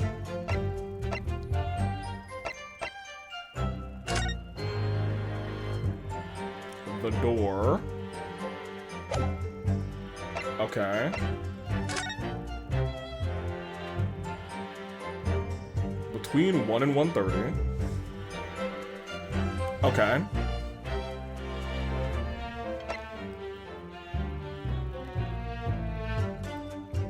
Instant death. We have to keep that in mind as well.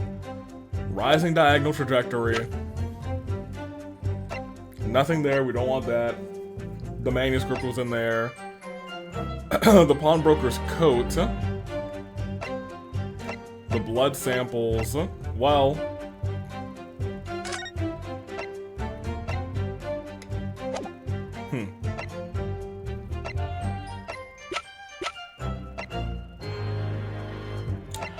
We do have the both of these.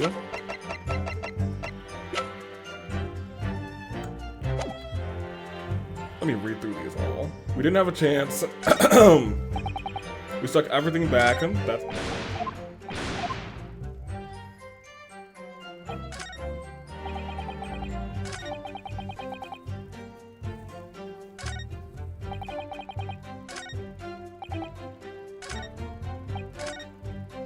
Okay, my problem is I feel like it has to be on this one. Everything else is pretty, like, simple, and this is the one that has, like, a clear contradiction.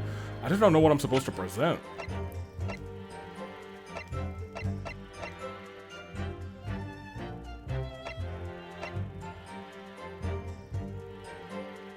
Oh, I'm stupid. It's this. It's gotta be this. Here. He was shot in the back, and the way that they're doing it, he's like, ah, something like this. Ah, and that's a shot in the front. That makes sense. I'm caught up. My brain took a second, dude. Go ahead. You got the picture? Yeah, as an ask, no question. And yet the photographic evidence obtained immediately after the incident clearly shows that Mr. Winniebank was not holding a firearm of any description. Oh, well, never mind. Okay, sure. You what?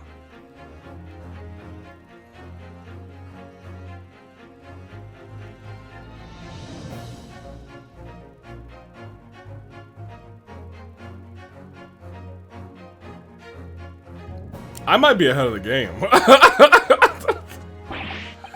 Gordon Bennett, that ain't right. Objection! There could be no question that the victim's revolver was used in the incident. I remind the court that Mr. Windybank's gun was found at the crime scene. Not only was it identified as the murder weapon, but it was found in the accused's hand. Okay, maybe I'm high then. That Maltula used the victim's own gun to finish him off. Give me that gun. Right. That was this is my problem. Because that couldn't have happened. Hold it! Stay exactly where you are, right there. Eh? If the crime had taken place as you so colorfully described in your testimony, it would have given rise to an undeniable significant. Thank you. Okay, never mind. We're locked in. I was like, what is going on? I feel like I thought I was on. I thought I was on it, and then I wasn't on it, but I am on it. So I was okay. Okay, this is fine. This happens to me a lot. I present something and I'm like, huh. Well, I presented it for a completely different reason. But then that reason does come up, so never mind. We're cool. You intrigue me, my learned friend, but let's see some evidence to support your claim. Where's the proof that demonstrates the inconsistency in the... Oh, I need more evidence? Can I not just present this again? Or do they want the... Probably actually want the autopsy report that says shot in the back, right? Where the heck is the autopsy report? Here it is. This says shot in the back, right? Yeah. The bullet entered the back. Here. Present this. Take that! According to their testimony, the witnesses claim to have heard a shout of "Gimme that gun" followed by a gunshot. Indeed, with the two events happening almost simultaneously, or so we've been led to believe. Yes, that's right. Now, if the testimony is true, it would mean that the moment of death, the victim and his attacker would be facing each other. However, in the autopsy report, it clearly states, the victim died instantly after being shot from behind. So, as I stated before, there is an undeniable inconsistency in your testimony, Mr. and Mr. Skulkin. Yeah, he's a cat. Dude got some slim legs. But, it's the God honest truth. It is not, it is. When he was shot that night, the shopkeeper had a gun in his hands. We saw it with our own bleeding eyes. You saw it, you say? Harry, you right just now? You said you saw Mr. Windybank holding a gun? Something like that might have slipped out. Von Dix is like, I'm going to kill them. Ladies and gentlemen, you have all just heard the admission by these two witnesses that on the night in question, they actually saw with their own eyes the victim wielding a gun. Which can only mean, despite their testimony to the contrary, the Skulkin brothers must have encountered the victim in person. Nosh? Did they just do it? Maybe they did. Order. Witnesses, explain yourselves at once. Well, the thing is, we weren't supposed to, It would seem that my previous warning fell on deaf ears. I made it quite clear that false witness would be the death of you. Oh! You forgot who you're dealing with. That's the Reaper of the Bailey. I understand that you replaced the untruths of your original testimony with renewed lies. Ever so sorry, Governor. Truth is, see, we, Cut it out, Nash, cut it out. If we blab now, you know what it'll do to us. He? What are they talking about? Let me make your position here perfectly clear. You will talk. There is no other option available for you. Ugh. Bruv, come on now, the game's up. But he'll have our guts for the garter. In case it hasn't quite sunk in yet, no matter how hard you try and hide it, the truth will come out. On the night in question, it is apparent that you brothers met face to face with the victim. I demand that you testify again. Allow to explain rather the presence of circumstances under which this meeting took place. Well, do we have to? On pain of death. I suggest you make yourselves fully aware that this is the very last chance you have to tell the truth. My poor boys. I feel like they're not going to survive. Either the court system's going to get them, or whoever they're dealing with is going to get them. Alright, so we just got inside the gaff, and we heard a sigh of relief when the geezer showed his mug. Give me that gun, he bellowed, and then flew at us like, he was possessed. We thought we had it. For an old geezer, the bloke was strong like an ox. He chucked me over the counter. Oh my gosh, that's hilarious. He pulled me gun on him. I pulled me gun on him rather, then he legged it through that door in the back room. It had nothing to do with killing him. That's all what happened, I swear. You know, Is there a world, and she's a clever pickpocket, where she came in, pickpocketed the gun, and got in here? While she was already in the room, while all of this was happening, he ran in here. He is yelling at her, "Give me that gun," and is shot in the back through the peephole. Like well, I mean, no, we have a photograph print of her standing with the gun in front of him, so never mind. That theory is blown out of the water. I forgot that evidence exists. That's what happened, I swear. Okay, brothers. So now they're telling us that moments before the victim was in the storeroom, you in fact encountered him in the main part of the shop. Well, yeah, so sorry. Well, we find ourselves in an interesting juncture that changes matters considerably. But, honest, Governor, this time, Nash, this time we ain't got nothing more to hide. Very well, Counsel, you may proceed with your cross-examination. Yes, my lord. This is it. The moment I've been waiting for! I can win! I mean, Ryunosuke, this is definitely far from over. Alright, so we just got inside the gaff, and, we just got inside the gaff, rather, and Eve sighed of relief when the geezer showed his mug. No, we're pressing everything on this one. Hold it! When you say geezer, I assume you mean the victim and the proprietor of the shop, Mr. Windybank. Who else? Sorry, I mean, that's right. Dude, they are panicking, dude. We was keeping a close eye on the entrance to the gaff, obviously. We never thought, no one was gonna come out of the back room like that. Came out of the back rooms? The back room being the pawnbrokery storeroom? So, did you see Gina at all? If you didn't see Gina at all, then when he came out...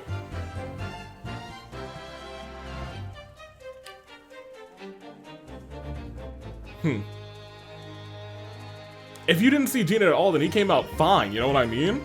If he... Go ahead.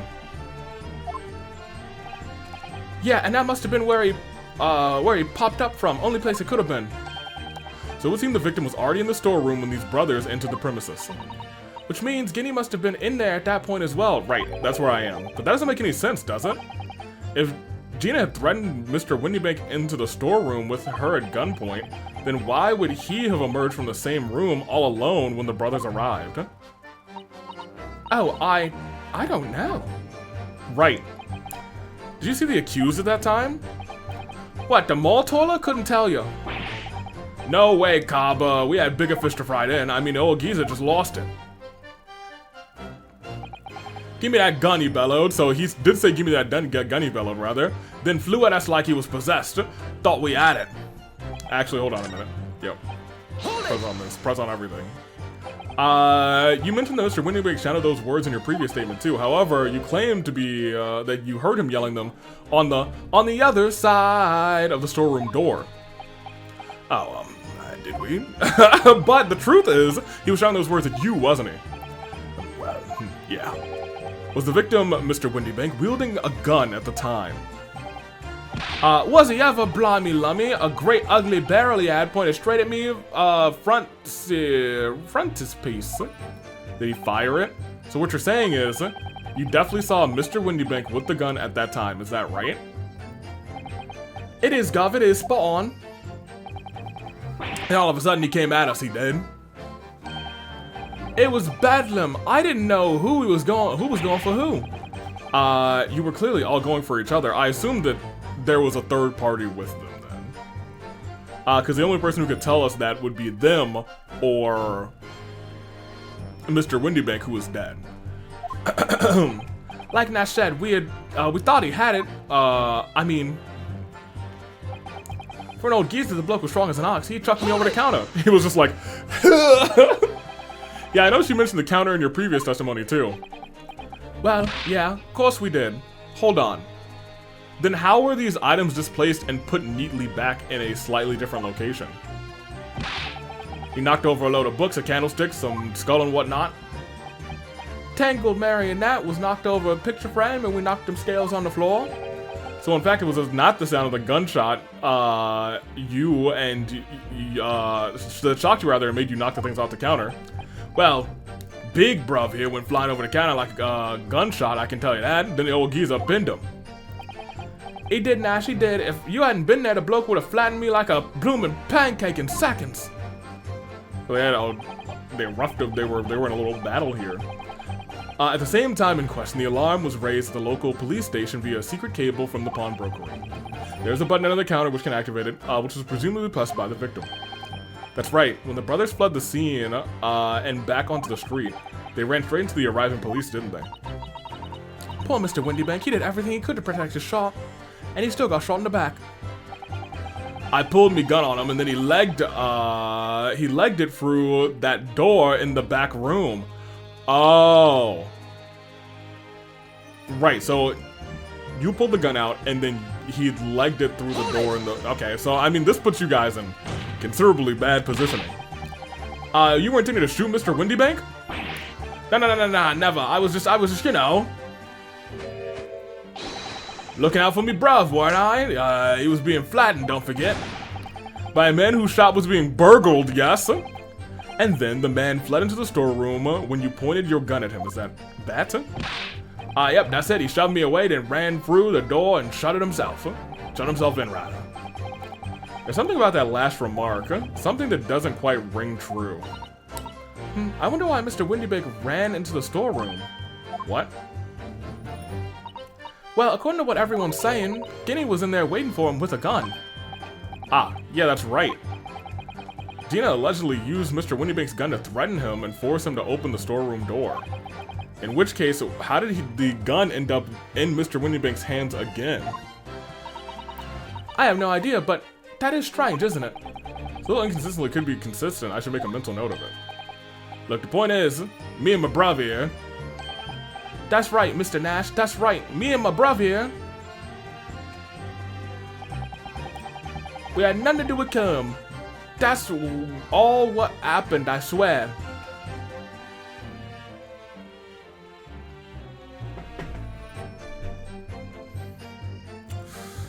Okay, I mean, we'll press this last thing too. I was hoping we'd get an amended testimony from that last bit.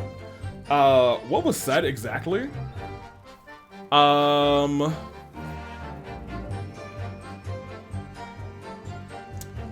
I need to make a mental note of what? It is strange that he got the gun back. He got the gun back. I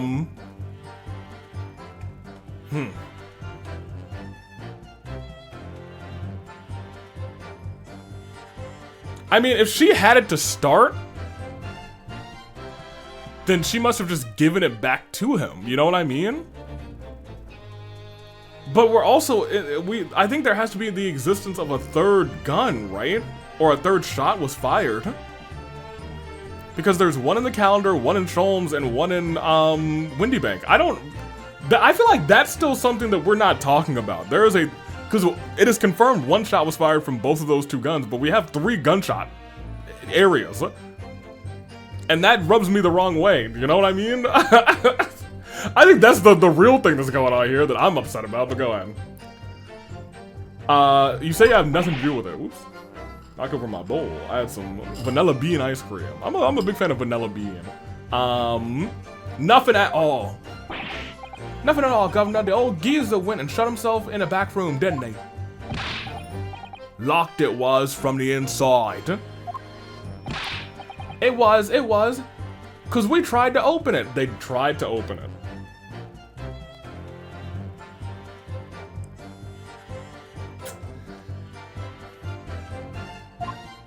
Are you gonna amend that into your testimony? It's a decent door, that one, good and strong, wouldn't budge an inch. So in the end, the situation remains unchanged.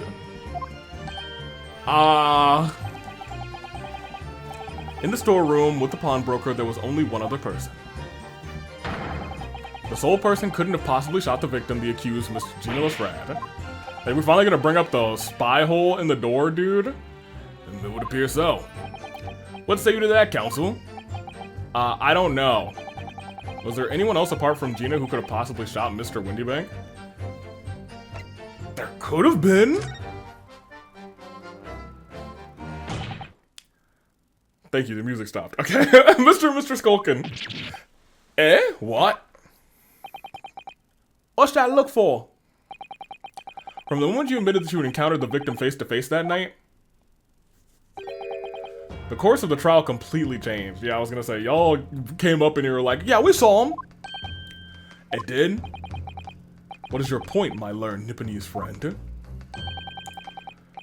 So I guess if he was maybe back first to the door, and the small boy did not have, or small thief did not have the gun.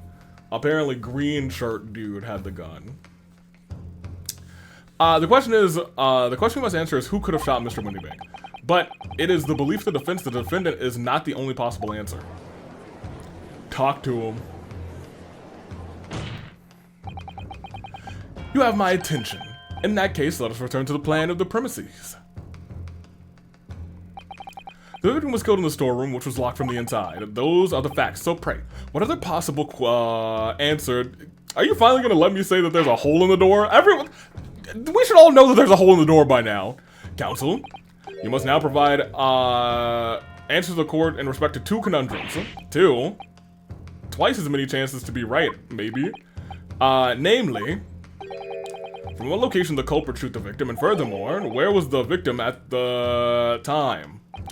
Where was the victim at the time is still fine, actually. Are you alright, Runo?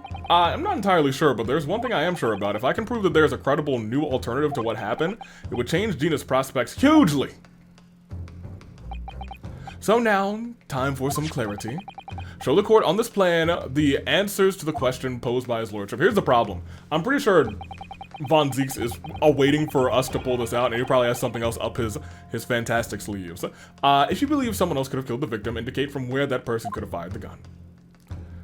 Here. There's a hole in the door. Oh, I have to present it. I was mashing the A button. The defense believes the culprit could have shot the victim from this location here.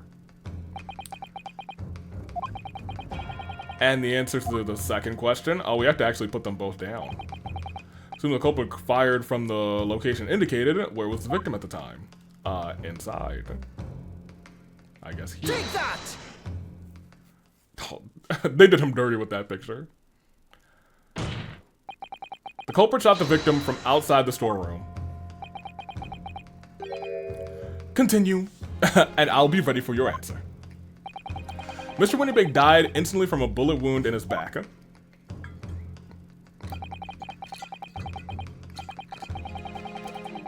I'm out of water already. That is a cold, unfortunate truth. Looking at the stain on the blood... Looking at the stain of blood on the storeroom floor, it doesn't appear that the body was moved after death, which tells us he was almost certainly shot while he was in the storeroom. However, the crucial point is, where was the shooter when the fatal bullet was fired? And so you are adamant that the shot was fired from outside the storeroom. Well, according to the Skulkin brothers' earlier testimony, I pulled me gun on him and then he legged it through that door in the back room. Where he still had his gun. Why did she faint? Maybe she saw him die and she was like, oh. Mr. Winnybag ran through that door. We'd have to assume that the door was open at the time. Oh. Wait, did you say you have to assume the door was open at the time?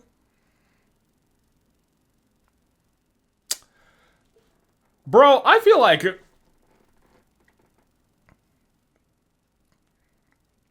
So they didn't shoot him through the thing? It was just open? No, I think he's just wrong and we're gonna have to say, we have no evidence to say that there's a hole in the door, right?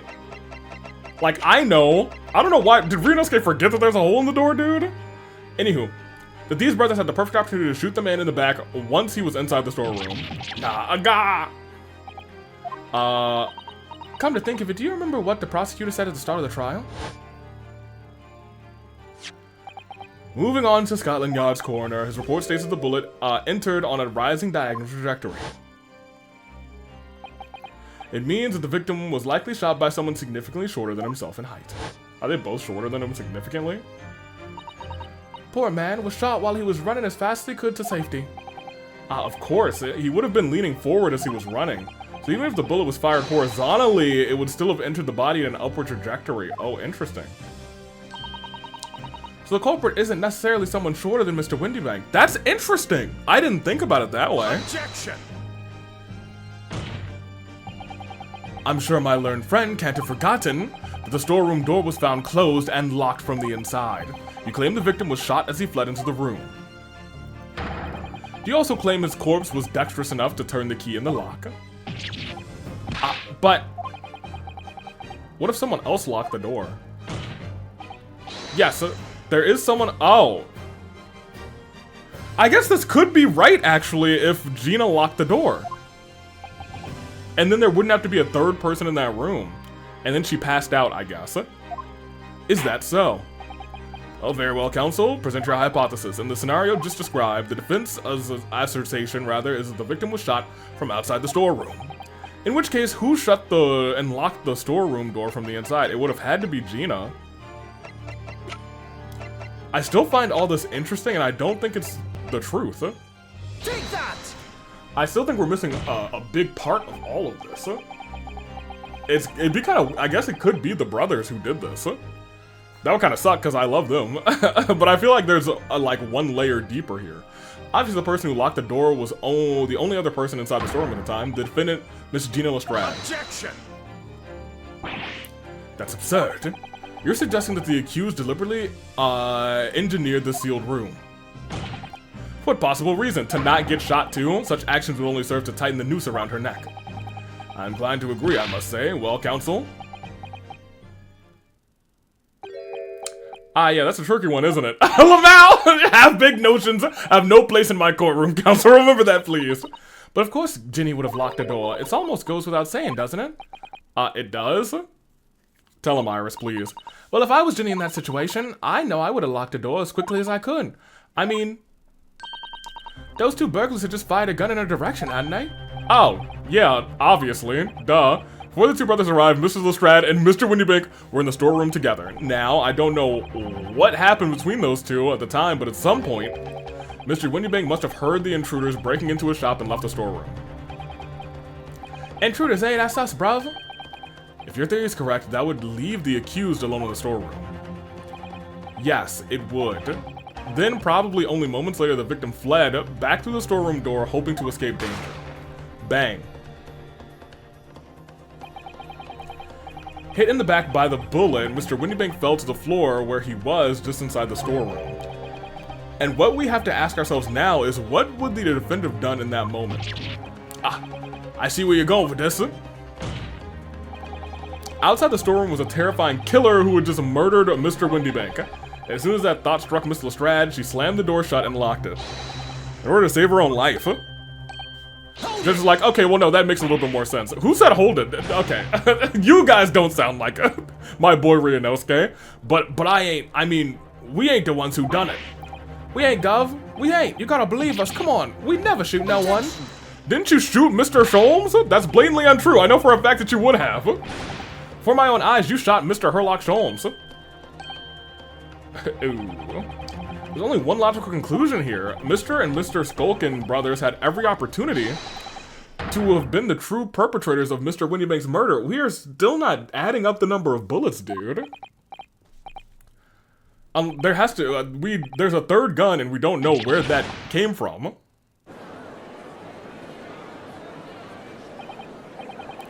where does this leave us? You mean to say it wasn't the pickpocket who shot the pawnbroker after all? I should have known it was those three brothers, and they look as shady as a dense forest. Not all three of them, dude. There's only two. Oh. Poor dude. Okay. That was amazing, Bruno. All the members of the jury seem to be firmly on your side now. I know, first time ever. Probably the last. Well, I think you've done it now. Surely they'll have to give you a verdict if not. Uh-oh. An admirable effort, my learned friend. Uh-oh. He's laughing?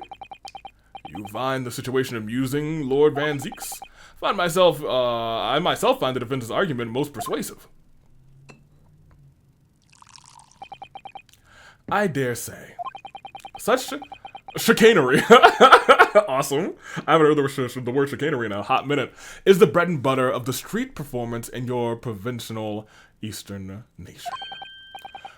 But such blatant malicious conjecture tricks amount to nothing more than inexcusable pettifoggery here. Pettifoggery is crazy. What? The hypothesis you put so forward, rather, so ostensibly, rather, credibly cannot and will not stand. Because you see, it contains a fatal flaw. I kind of agree. I hope he's bringing up 3 bullets. Do you mean to tell me you're unaware of your logic's own failing?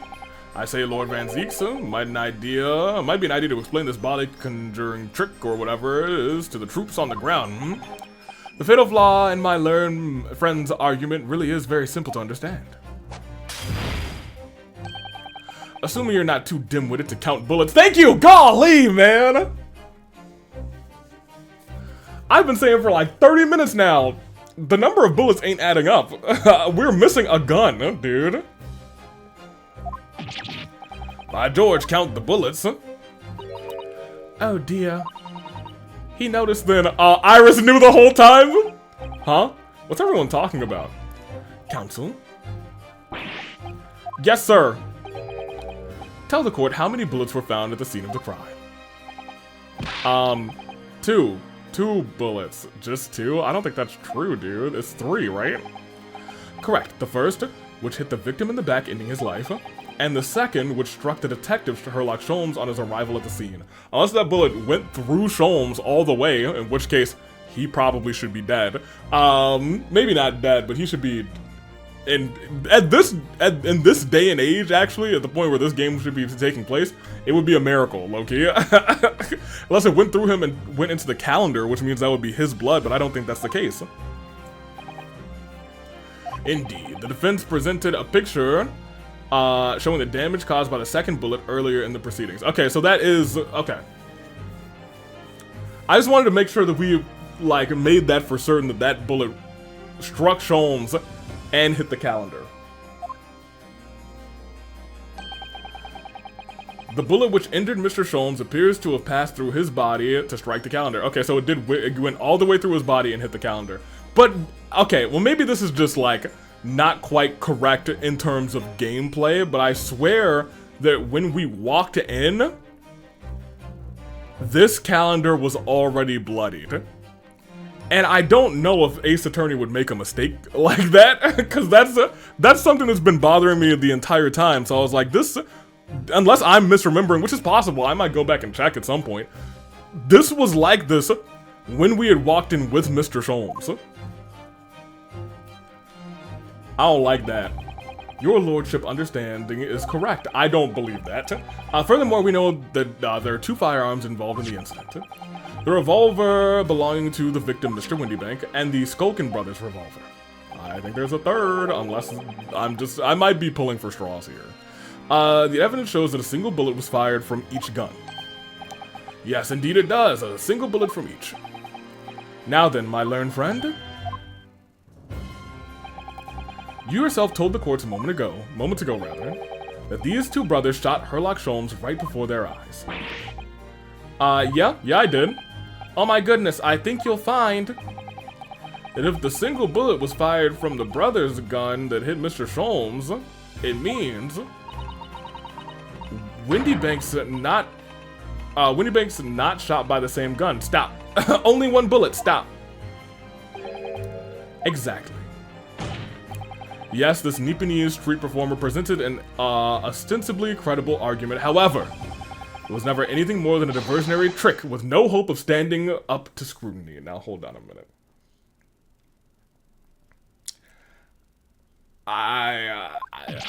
Can we present that there's probably maybe 3 bullets? Okay, so there's no bullet in Sholmes. We're just gonna say, I'm going to, at this point in time, for right now, just say that that was an error on production. Because I was very much leaning into, that calendar's bloody already. But maybe I'm just misremembering, which is possible.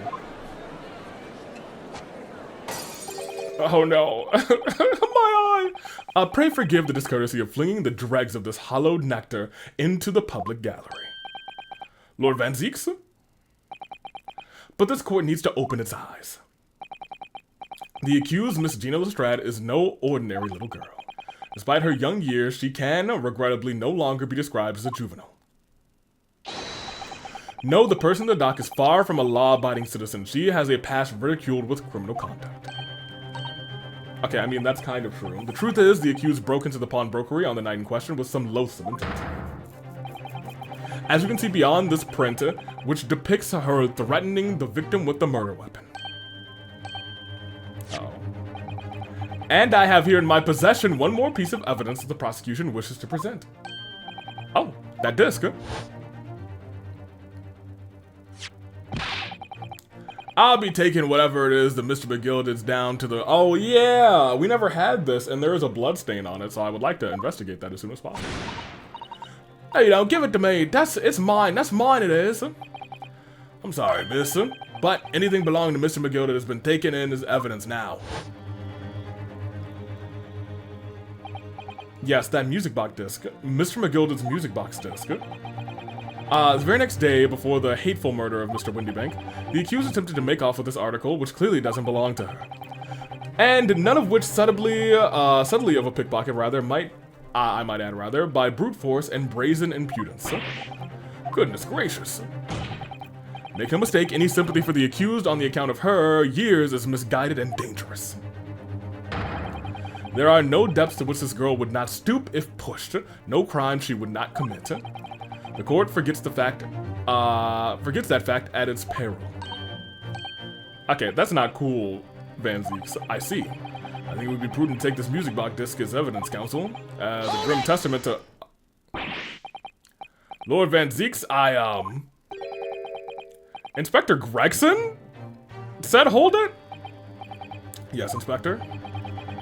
We had a meeting yesterday at the yard with the prosecution service, and, I think it was agreed that that disc wouldn't be used as evidence. What's this all about? Why is the inspector acting strangely? That's the first time he said anything to Van Zeeks at all. I am unaware of any such meeting. But there were instructions right from the top. Government bigwigs were insistent. Inspector, I am the prosecutor and I alone determine how to present my case. Your warning is noted. Thank you. The prosecution wishes to... Okay, see, here's the thing. Lord Van Zeeks, he kind of sucks. But he always, when the truth is on the line, he'll be like, but I will go the extra mile. This is my case. Indeed, bailiff. Okay, yeah, we're gonna take this real quick. Thank you, Van Zeeks. I'd like you to shut up now, if you would please. Yep, I figured we might have more evidence. Jeez Louise. Alright, we're gonna examine this bad boy. Hey, little homie, if you could please. Rue, now look. This is blood. Yeah, a small spear, but it's definitely blood. Actually, I feel as though I might have noticed that before. Ha, it's my time to shine again. I thought we'd be waiting forever. Alright, hold still with that disc, Bruno. Can we get this done quickly, Iris? In a flash. What color we got? Green. Oh, a lovely bright shade again. Wait, that color? What is it, Bruno? It's just that green, it's not the first time we've seen that color, is it? No. The green is the one that was on the calendar. For McGilded. I think we've actually looked at this before. Man, you defended in court a couple of months ago, isn't it, Bruno? Yes, or rather mistakenly defended. I wonder what his name is doing on the back of this disc. That's a question I'd love to know the answer to myself. So there was someone was giving it to him. So now we have green here. Yes, correct, and green here. And we know that... Right, purple is Thrice Fired Mason. But this green is... who was shot and who cut their thumb on the thing. When we first saw this music disc...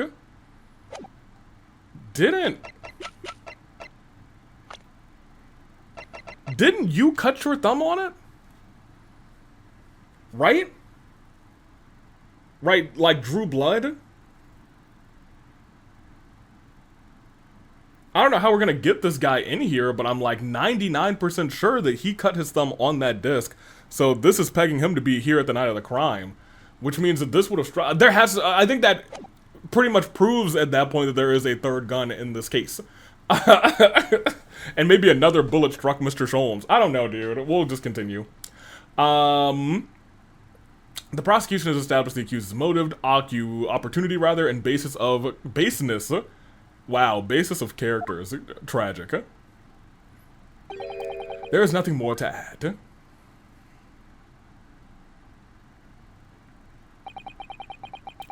Ladies and gentlemen of the jury, I await your informed decisions and rest my case. Well, we're about to have to do another one of these summation examinations. We'll probably do this one, and we will close for this episode. Not entirely sure how much longer we have in this case. But I think at this point, we have all the evidence we need, because I'm 95% sure that this music disc is the one that they got at the scene when she was trying to get the disc. He cut his finger on it, and now we have that green matching to the green that's at the crime scene. So he is at the crime scene, and I'm gonna say that he did it. Which is like, I assume that somehow, some way, this guy was involved. I didn't want it to be these two. I was like, these are my boys. They must be working for him. I don't know who he is, though. We don't even have his real name. I had the jury on my side for once now, all 5 minutes ago. Oh dear, it wasn't even for 5 minutes, Bruno. Chill. I wonder if I might say something at this point. Go ahead. I've been stumbling in a bit of fog until now, if the truth be told, but all of a sudden, the answer's barely obvious to me and my men. There's only one thing for it. Oh, here we go again. Very well, the court will hear from the jury. Ladies and gentlemen of the jury, will you present your leanings to the defendant's culpability? Yep. Guilty. Awesome. Guilty. Great. Guilty. Fantastic. Guilty. Whoop-de-doo. Guilty. Okay, doesn't the mouse get to vote? Oh, whatever. Cool. Judge, you know what it is. Let me summation this examination, and we gonna rock the party, okay? Come on, Judge. Yeah, I know they have a consensus. When you have eliminated the impossible, whatever remains must be the truth. Hey, that's something from the Sholmes books. That's my line. I wrote that for Hurley, right? Hilarious. How dare he use it against us? That's vile of him, actually. Don't worry, Iris. I don't think we're finished yet. There's still more to this case than we realize. There must be, because there's one thing that I'm absolutely certain of. Gina didn't shoot Mr. Winniebank. That's beyond any doubt. Good. Very well. We will proceed with the second summation examination of the day. Mr. Foreman, are you and the other juries ready? I'm glad he didn't actually ask us. He was like, all right, let's go for the second summation examination. Geared up squadron is primed and ready for action, sir. Very good. So, ladies and gentlemen of the jury, you will explain on what grounds you now have determined the defendant to be guilty. I feel like it should be a little bit more wavery this time, you know what I mean?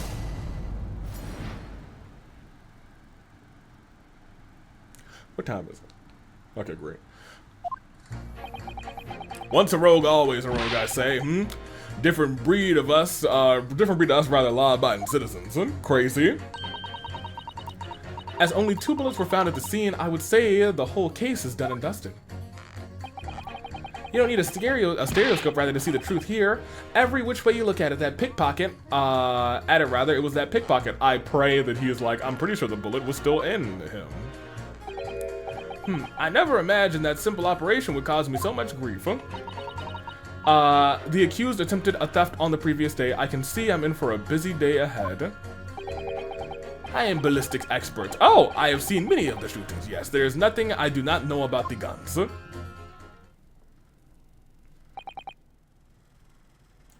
Okay. It would seem that there is little remaining room for doubt. I have to admit, I was rather bowled over by the argument put forward by that chap in black. When that fell apart like a house of cards, I saw I'd jolly well been hoodwinked. Well, no more. You're being hoodwinked by our boy over there, Von Zeeks. The courtroom is turning against me. It's not fair, Iris. The prosecution's being mean. Just because Guinea's done some bad things, doesn't change Just because Guinea's done some bad things, or some things rather, shouldn't have done in the past, doesn't make her a murderer. Allow me to savor this fruity vintage while I savor the spectacle of your fruitless debate on the matter. I'm gonna fight you, Von Zeeks. Here's to the truth coming out, eventually. Eventually. I feel like he is... I don't know. He has something against us, but whatever. Strong slap.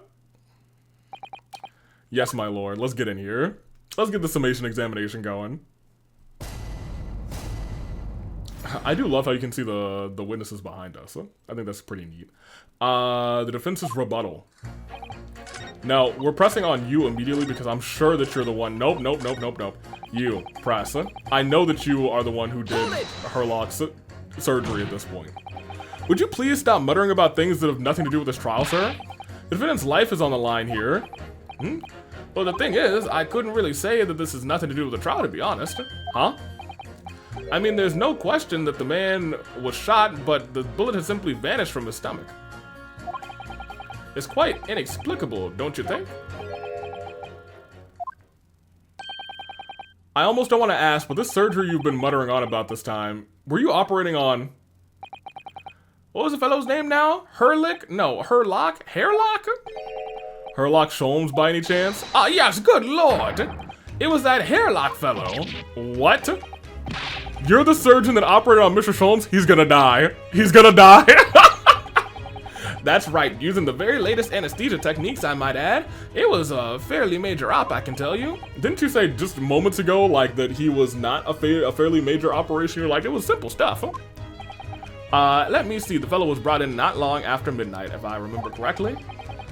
He was brought in not long after midnight? What? Do you not remember correctly? Unless you're not long after midnight is like 1 o'clock. Or after 1:30. If the victim was shot between 1 and 1:30, Herlock would have been shot sometime between probably 1 and 2. Sure. But the funny thing is, I went over his insides with a fine-tooth comb and I couldn't find the bullet anywhere. So I'm afraid I had to throw up my hands and just stitch the fellow back up. Oh my gosh. I hate to say the obvious, but yes? Surely that's because the bullet is still at the scene of the shooting. The counsel for the defense is correct. As clearly shown in the photographic print, the bullet that the Skulkin brothers fired at Sholmes hit him in the stomach region, then exited the body lodged in the shop wall where the calendar was hanging by the door. I think you'll find it really simple if you consider the problem three-dimensionally. Ha! Who do you think I am, son? Well, juror number 4 is about the best I can do. As soon as I saw the wound to the man's stomach, I flipped him over, and there was no wound in his back, like a pancake. Are you saying that you checked his back? Of course I did, and there wasn't a trace of injury. No sign, thank God. Man, I was so furious. I was like, dang, I really am not ready to accept that there's a bullet in the wall that's right there. That it made it all the way through him, because it shouldn't be green if that's the case. So there has to be a third gun at the scene. None of this, Gina really, literally cannot be innocent. I guess she still could be innocent if there's just 2 bullets. There's a third. What? That's the point. The only logical conclusion was the bullet was somewhere still in the man's innards. Which is exactly why I set up about slicing him up. And I'm still none the wiser even now. How many times do I have to say it? Can somebody explain how it happened? Can somebody solve this mystery? It's almost as much as a mystery as how this jury was put together, for real, for real. Mystery of where that bullet ended up is infuriating. Where's an expert when you need one? Hold on. He is a ballistics expert. Objection. There's an expert. They don't really contradict. Oh, clearly contradict the idea that all I do is pit jurors against each other. Great, awesome. I was gonna say they don't contradict, and he realizes that. Lamal. Oh, ballistics expert. Pitting. Pitting. Interesting. Yes. On the night in question, Mr. Sholmes was shot by one of the Skulkin brothers. Yes, that's all that's there. But there was no sign of an exit wound on his back, but we must assume the bullet didn't pass through him. However, no bullet was found lodged in Mr. Sholmes' body either. Furthermore, a bullet was found lodged in the wall of the shop where Mr. Sholmes was shot. Juror number 6. Hello, my name is Violin. Pleased to meet you. This apparent contradiction in the facts is so clearly troubling juror number 4. Are you able to explain the mystery? I have seen very similar situation in Motherland. Okay. It was night. There was blizzard. I was running away from Mountain Road in freezing cold. Golly. The snow was piling high on both sides of the road. It was very narrow, very dangerous. My pursuers had hunting rifles and they were on dog sleds. Mental note, don't ask too many questions. I was shot from behind and fell down in the snow. And this situation was very similar to what I hear from doctor. They could not find bullet in my body, and no sign of, how do you say, exit wound. And where'd the bullet go? Bullet never hit me. Well, if it never hit you, why'd you fall down? Bullet hit frozen wall of ice very close to my side. What? One small piece, very sharp, broke away from lump of ice, pierced my body. It made deep wound that looked just like bullet wound. Good gracious. Of course, piece of ice quickly melted inside of me. And that is solution to mystery of disappearing bullet.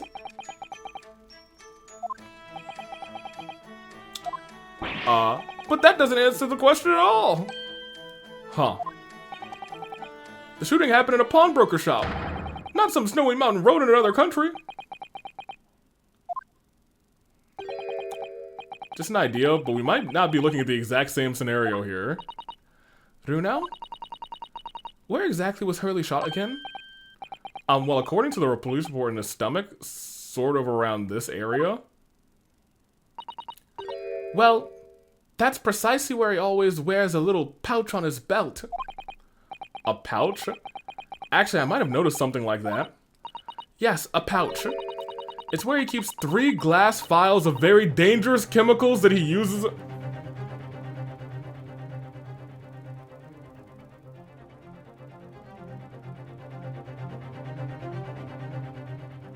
Lord have mercy. What? Really? Doctor? Where's the pouch that Mr. Sholmes was wearing? Well, I had nothing like that on his person when he arrived at the hospital as far as I can remember. If I may, Lord Van Zeeks? While I realize it is forbidden for the prosecution to interject during a summation examination, I should inform the defense that I have the pouch in question in the antechamber outside the courtroom. Sorry? As I understand it, when the police arrived on the scene and found Mr. Sholmes injured, they removed the pouch in order to assess the wound. Ah, thank goodness! I thought I was getting forgetful for a moment. Bro, you are forgetful, I promise you. Since then, it has been in my safekeeping all along with other evidence relating to the case. I can personally vouch for the fact that it has not been touched since the incident occurred. Very well, while extremely unconventional during a summation examination, I demand the prosecution prevents the— yeah, gimme that. Bring forth Mr. Herlock Sholmes' pouch. He might be dying, dude. Why does he keep a bunch of dangerous chemicals in his little pouch, dude? Because he's Herlock Sholmes. One of them is gone and one of them is shot. Oh, Lord. This is where the pouch worn by Mr. Sholmes is on the night in question. Look at that. One of the files is broken, and the leather around it is scorched black. It's almost as if the file exploded. Exploded? So that night, the bullet from the Skulkin brothers' gun struck Mr. Sholmes' pouch. And the glass vial exploding caused that fellow's injury. This bullet did not penetrate victim, but was deflected in wall of shop. What?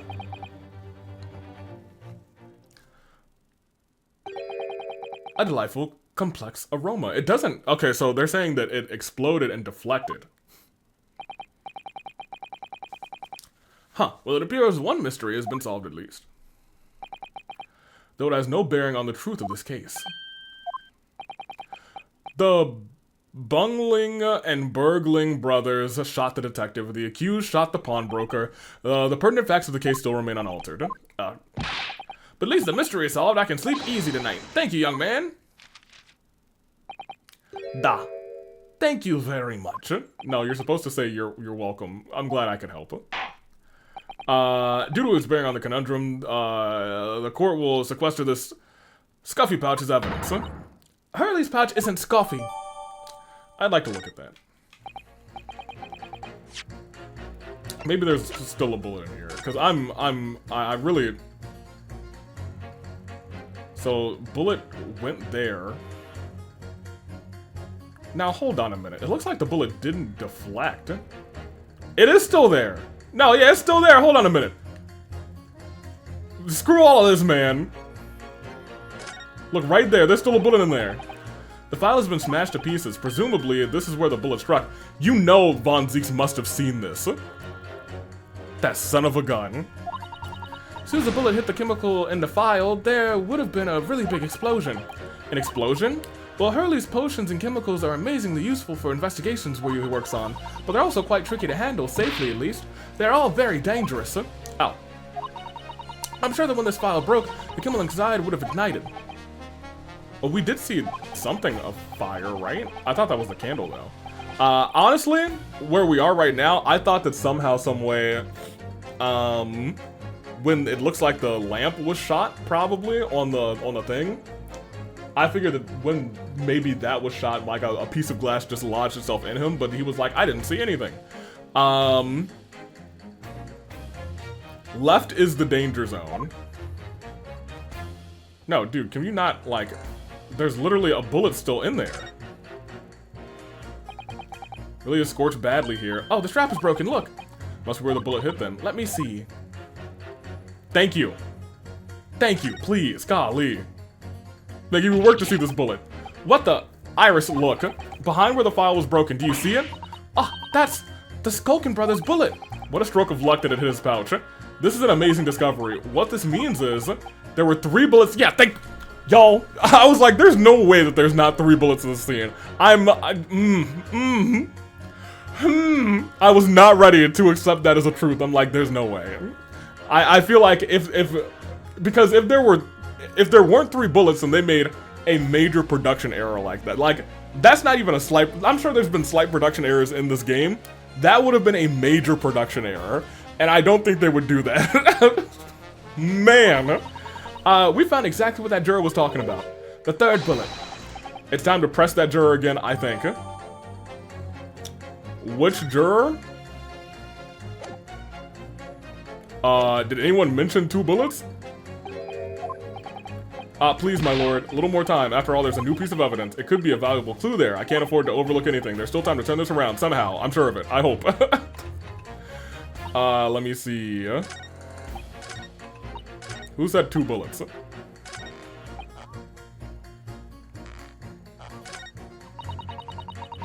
There we go. Here, take this. Hold it! Is the number of bullets that has you convinced? Only 2 bullets were fired, and the 2 guns that fired them have been examined by the police. When the parlor maid asks me how many are invited for dinner, I always tell her the count of the table settings. That's logical, I suppose. Although... Yes? Sometimes after dining, crockery does go missing. 1 or 2 guests rather like fine china. Does your employer dine with thieves? So I suppose. I wish to meet her employer, not for nothing. If there was another bullet somewhere of which we were unaware, I have to reconsider my position. A 3rd bullet somewhere on the scene? Could that possibly be? I can prove it. Allow me to show you then the 3rd bullet. Here, the 3rd bullet. Take that! This has been kind of a smooth as butter summation examination, actually. Here it is. We just discovered it now. Yes, on the night in question in Mr. Windybank's pawnbrokery, another bullet was fired. What is this new trickery, you Nipponese conjurer, rather? Where did you find that bullet? It's in the thing you literally handed me. Do better at looking at your evidence. If you really missed this, my boy, you should retire. You got old eyes. And speaking of, how old are you? Actually, I would like to know. 32. As someone who is not much younger, your eyes are fine, Mr. Von Zeeks. You are fantastic. You have plenty of time ahead of you. I hope that you have a fantastic and delightful career. I was lost inside of Mr. Sholmes' pouch. What? The pouch was removed from around Mr. Sholmes' waist before he was taken to the hospital, and since then it has been touched by no one. As you said, do you mean to say the shot fired by the Skulkin brothers that night? Yes, as your lordship has surmised, it hit this pouch. But that makes no sense whatsoever. We already know that the whereabouts of the bullet that fired at Mr. Sholmes is clearly visible. Now, I didn't believe that thing was hit Mr. Sholmes for a second, dude. I was like, tentatively, I'll pretend to believe that this is what happened, but I was like, there's no way. Especially from, like, we were there, so, like, where he was standing, it would be really weird for the bullet to have gone there, and more importantly, when we walked in, it was like that already. 2 guns from the same scene have already been submitted into the court evidence, or court as evidence, rather. Yes.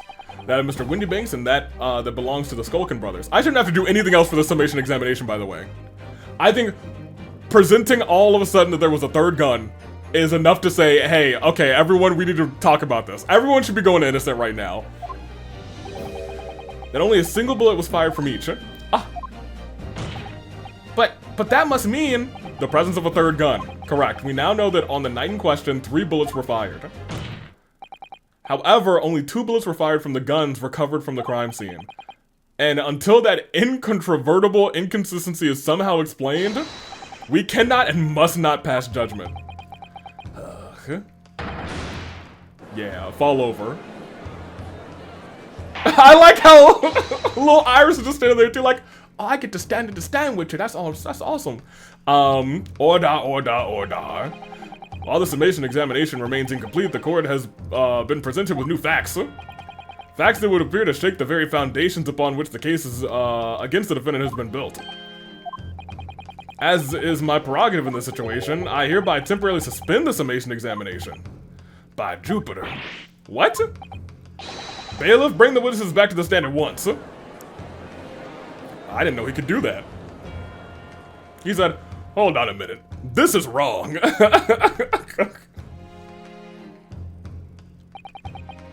Witnesses. Governor? Were you listening to the proceedings while the defense carried out the summation examination? We was, Governor, we was. Perhaps you can dispense the tedious preamble and simply answer one question. A 3rd bullet has been identified at the scene of the crime. What do you make of that? Make of it? I don't make nothing of it. I can't help it. Is it one of yours? Gore blimey, gore blimey. Goodness gracious, no chance. In that case, do you have an accomplice? What? Never! The Skulkin brothers work alone. It's just the 2 of us, that's our trademark. How soon did we forget poor Skulky? I was gonna say number 3. Only 2 bullets from the crime scene originated from the firearms we have in evidence. The 3rd bullet was fired from another gun. Where is it? Lumi, that's a head scratcher. They're looking around very suspiciously. Counsel for the defense. Yes? I should like to hear your thoughts regarding these new developments. The 3rd bullet, and the mysterious firearm from whence it came. Thinking back over all the testimony we've heard and all the evidence we've seen, are they going to let me pick Egbert? Because I'm gonna pick Egbert. Egbert. I think it has to be. Sure. I think I'm starting to form a picture of what really happened that night. My lord, I think it's clear what this 3rd bullet tells us, rather, about the Skulkin brothers.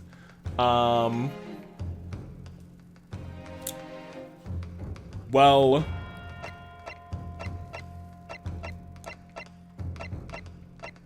admittedly, I think it's either 1 or 3, right? Because they didn't have another gun. But I do think they might have had either a 3rd person or the 3rd person Egbert. I know.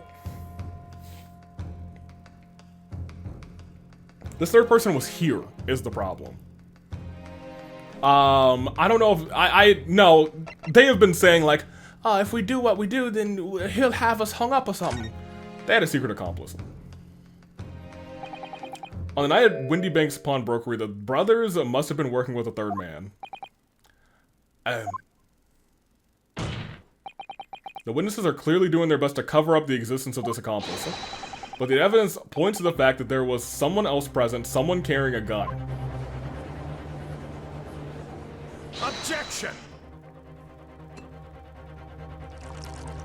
Go ahead, drink your drink. I'm about to make you spit it out. I'm about to make you spit take, boy. An accomplice, you say? Pig's will. Who's Pig's will? These protracted proceedings have already forced us to endure 2 summation examinations. Yet, in all that time, there has not been a murmur of a third man, if this apparent wraith-like rather being exists. The court must be shown hard evidence. Without it, this fantasy will be crushed. Well, I kind of do have hard evidence this time. Hello. And you gave it to me, actually. The prosecution demands answers on 2 counts. Firstly, proof, evidence that this accomplice was ever at the scene of the crime. Secondly, the identity of this spurious character. I couldn't have done it without you, actually, Van Zeke, so I'd like to... yeah, okay, well, I know. But, how can I ascertain the identity of the person they're hiding? Well, counsel? I'm supposed to prove the existence of an accomplice and reveal their identity, even. In response to the... I think I am ready. I think I'm ready. I should have saved in case I was not ready. We're ready. I believe I can provide all the answers the prosecution demands. So, my Nipponese friend, despite the swimming eyes, you seem to think you have something to say. This promises to be interesting. I have to push forward now. There's no other option. I need to use every single piece of evidence available to me to make a difference. Here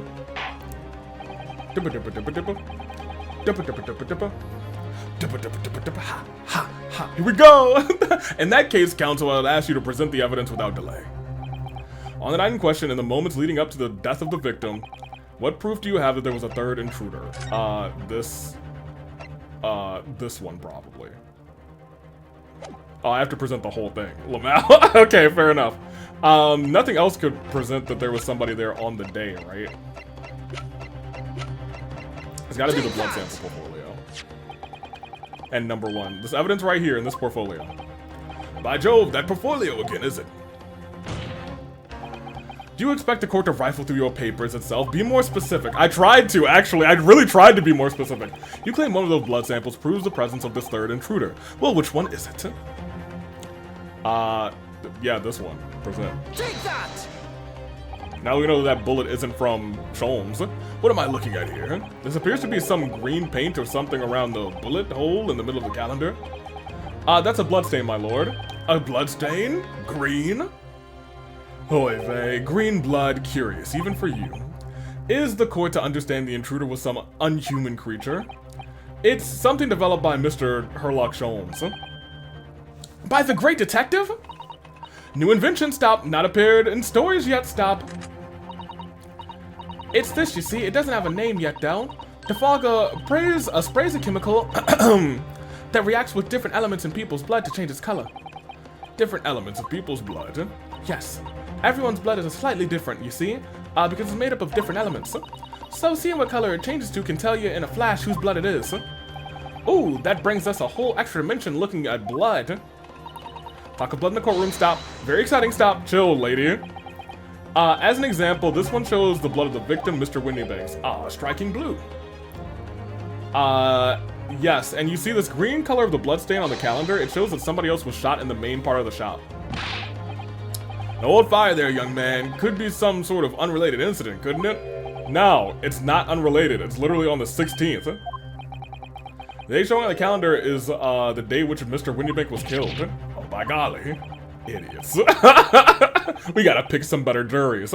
Therefore, we can assume whoever was shot on the same day. Then whose blood is it? Well, the Skulkin brothers in the stand don't appear to be suffering from any gunshot injuries. which means it must be the bloodstain of somebody else. A third intruder, in fact. Objection! Whose identity the council is still waiting to hear? You can't delay this any longer, my Nipponese friend. Who is the alleged third intruder? I think I have to click Egbert. First of all, literally can't. I mean, it would be kind of shocking if it was male Strongheart, but it's got to be Eggy or Eggert. Based on the connection I made earlier, actually, I was like, well, he held that disc and he was bloodied by Gina, so it was really thanks to Gina that we were able to solve this. This man's name is Eggert Benedict, I think.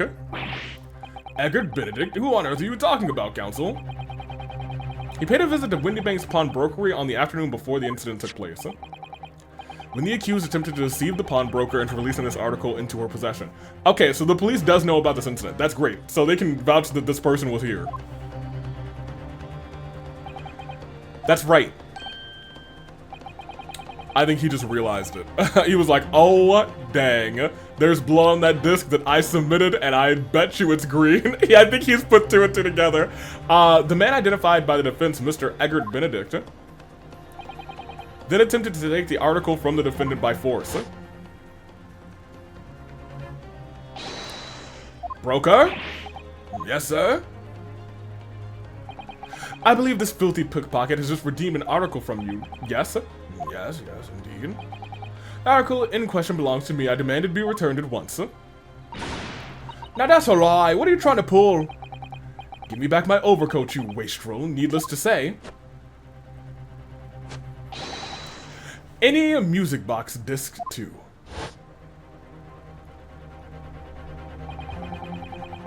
Inspector Gregson was there at the time and can attest to what happened. In the end, it was the inspector himself who took the disc. Can you corroborate this account, Inspector? Yeah, my lord. That's more or less what happened. And in the interest of being thorough, I asked Windybank for a print showing the fellow. Awesome! Taken from one of the red-handed recorders. Grubbiness. Awesome. So 11 a.m. Great. Yes, that's him talking to Windybanks that morning. My boy. Thank goodness. And you claim that this man is the brother's accomplice, huh? Well, Mr. and Mr. Skulkin, what you got? What you want, my boys? Never seen that geezer before in my life, huh? All me life, sir, all me life, never seen him. Well, somewhat unsurprisingly, it appears our witnesses disagree with the assertion. I'm sure your lordship recalls my learned Nipponese friend's actual assertion, which was that he could prove the identity of the alleged accomplice. Yep, I can. Then show us the evidence. I agree. We must see proof that this clean-cut gentleman in the photograph is a filthy criminal as you say he is. This is the last piece of evidence. I've had a feeling something has been missing from this trial from the very start. But now, I'm gonna drag it kicking and screaming into this courtroom and we will see what happens next time, because this is this is very much the end of this recording. Are you ready to present your answer to the court then? Unless I... maybe this will be a Thursday upload. Because I will have time to record the rest of this tomorrow if need be. And I kind of want all of this contained, because it feels like we're not done here, you know what I mean? Go ahead. Yes, my lord, the defense will present the evidence now! Proves that the man pictured in this photograph was in fact, struck by the third bullet. Can I present this again? Take that! I sure hope so. The proof is right here in this portfolio. Does that portfolio contain the answers to every question? Yeah, kind of. I see your shared interest in, claret-colored liquids, my Nipponese friend, but... enough. The court demands to see further evidence. Go into there again. Which blood sample proves that the man you identified, was the one shot by the third victim? Yeah, okay. The fact that we have, you know, here we go now, over one, we're good.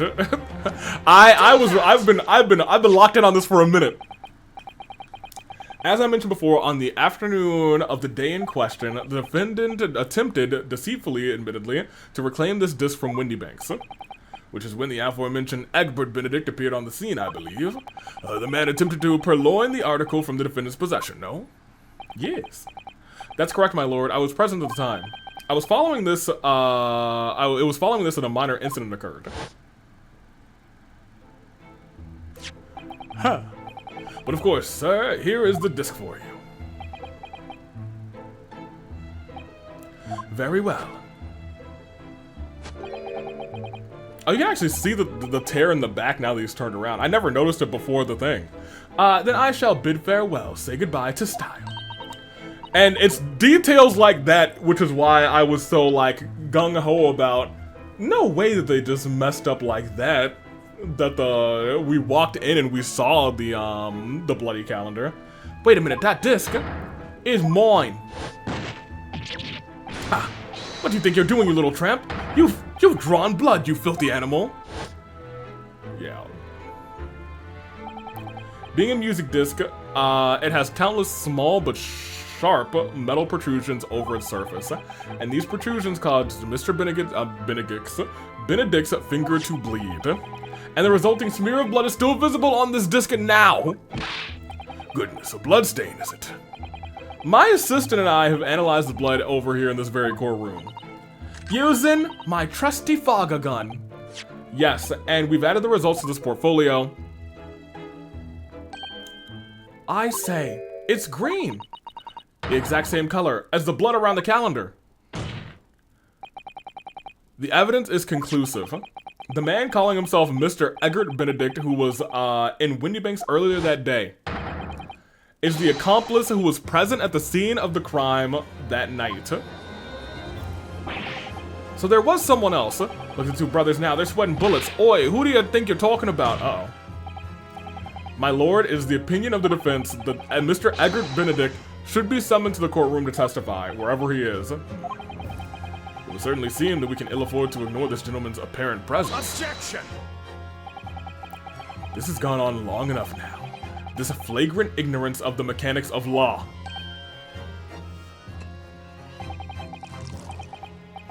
Mr. Sholmes, Herlock Sholmes, you say? Yes, I've heard the name. The protagonist in a series of short stories for the vulgar classes. A god of detection or some such. And now you employ chemical substances devised by this fantastical persona in the highest court in the land. Do you expect us to take everything you say seriously? These samples made by this plaything are not fit to be called evidence. So the bloodstain turned a shade of green. What of it? Here's to you successfully proving that no other blood in the world would turn the same color. Ah, well. He's not wrong, is problem. This is unfortunate. And pray and do not even think of suggesting that we should take Mr. Sholmes' word for it. Is he right? I don't know. I mean, he's a great detective. What are you talking about? We can't let him get away with that. Everyone's like, hold on, Mr. Sholmes is awesome. I knew it would come to this. Of course, Mr. Sholmes' invention isn't going to be recognized by any official body. But what other choice did I have? I'm just remembering what Father Christmas over there said before. Lamau. Father Christmas. Oh, man, that's really funny, actually. About how he was only temporarily suspending the summation examination. In other words, the examination isn't over yet, is it? Oh, good grief. What did you just say, young girl? In a summation examination, the decision as to whether or not the trial continues is in the hands of 6 jurors, isn't it? Von Dix is like, fudge. So the way I see it, it doesn't matter what certain other people think about Hurley's invention. At least, not for now. Lamau! Yes, she's right! Young lady, you have quite the devious mind. It really just comes down to one thing. Whether these ladies and gentlemen of the jury are convinced by what you say, Runo. Is that about right? Would you say? Or did I misunderstand something? No, Iris, as always, you're spot on. Mr. Sholmes' partner is a force to be reckoned with. Hey, dab me up, Iris. You got this one. You earned it. Iris Wilson, sharpshooter. After that shrewd preface of the situation from an entirely unexpected source. Hey, you don't know her. I should have been fully expected. It must be acknowledged that the summation examination has yet to reach its conclusion. This is absurd. Ladies and gentlemen of the jury, the court now looks to you for your final leanings in the matter. As proud citizens of Her Majesty's Britain, I'm sure you will come to fair and just conclusions. So then, state your final decision in turn, please. Not guilty. Not guilty. Not guilty. Guilty. Okay. Guilty. Okay. Not guilty. Good enough.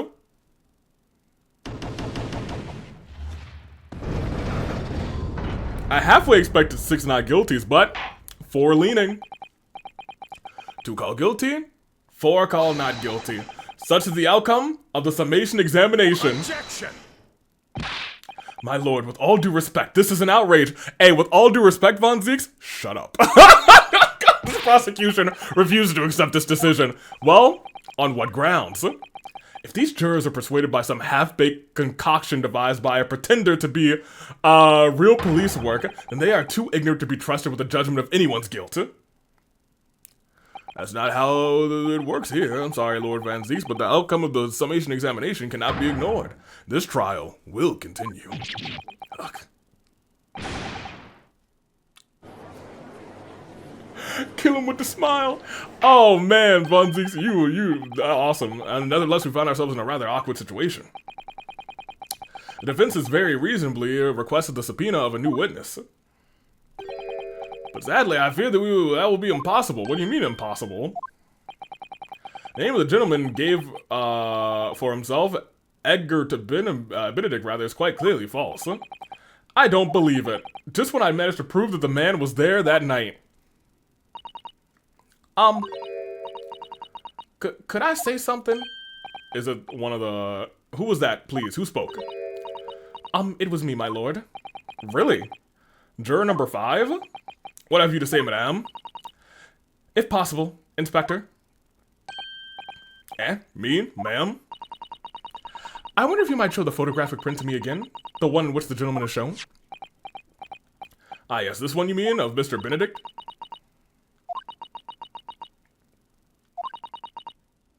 Yes. There's no doubt in my mind. Juror number 5, you don't mean to say... You know this man? Yes, I know him. What? No. Good gracious. Bonzi was like, no. My last grasp at winning this trial. Order. Juror number 5, how on earth? I'm a communications officer. Stop. As we clearly see, the gentleman in the photograph is stop. Also a communications officer. Stop. Oh, he works in my office. Stop. A very talented operator, in fact. Stop. He should be in the communication station right now. Stop. Tapping away on the telegraph. Stop.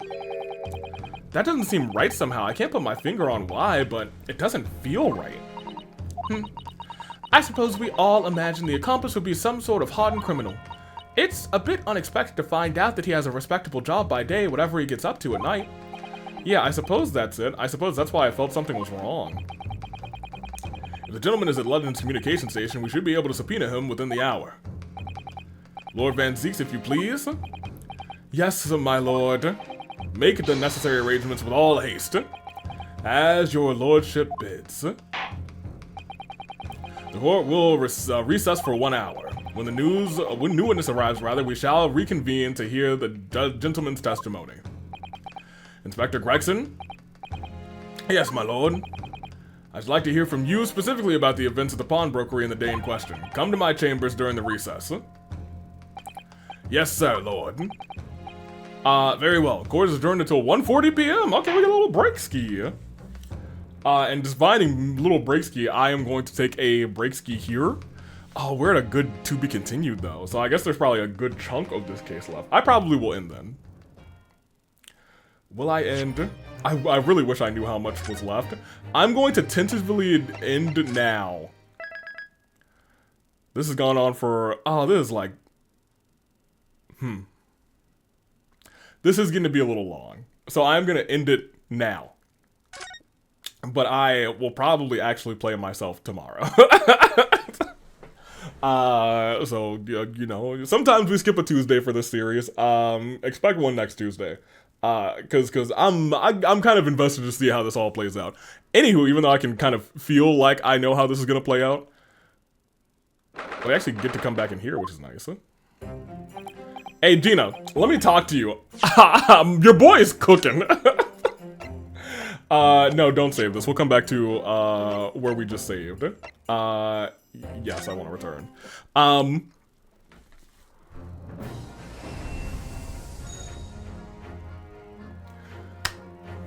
We are deep into this trial now. I don't know how many parts it is, but we're at part 2. I can't imagine there's too many other parts. I think at this juncture they'll be like, hey, strip before the court and show us the shot that you received. Because it's only been like a day, right?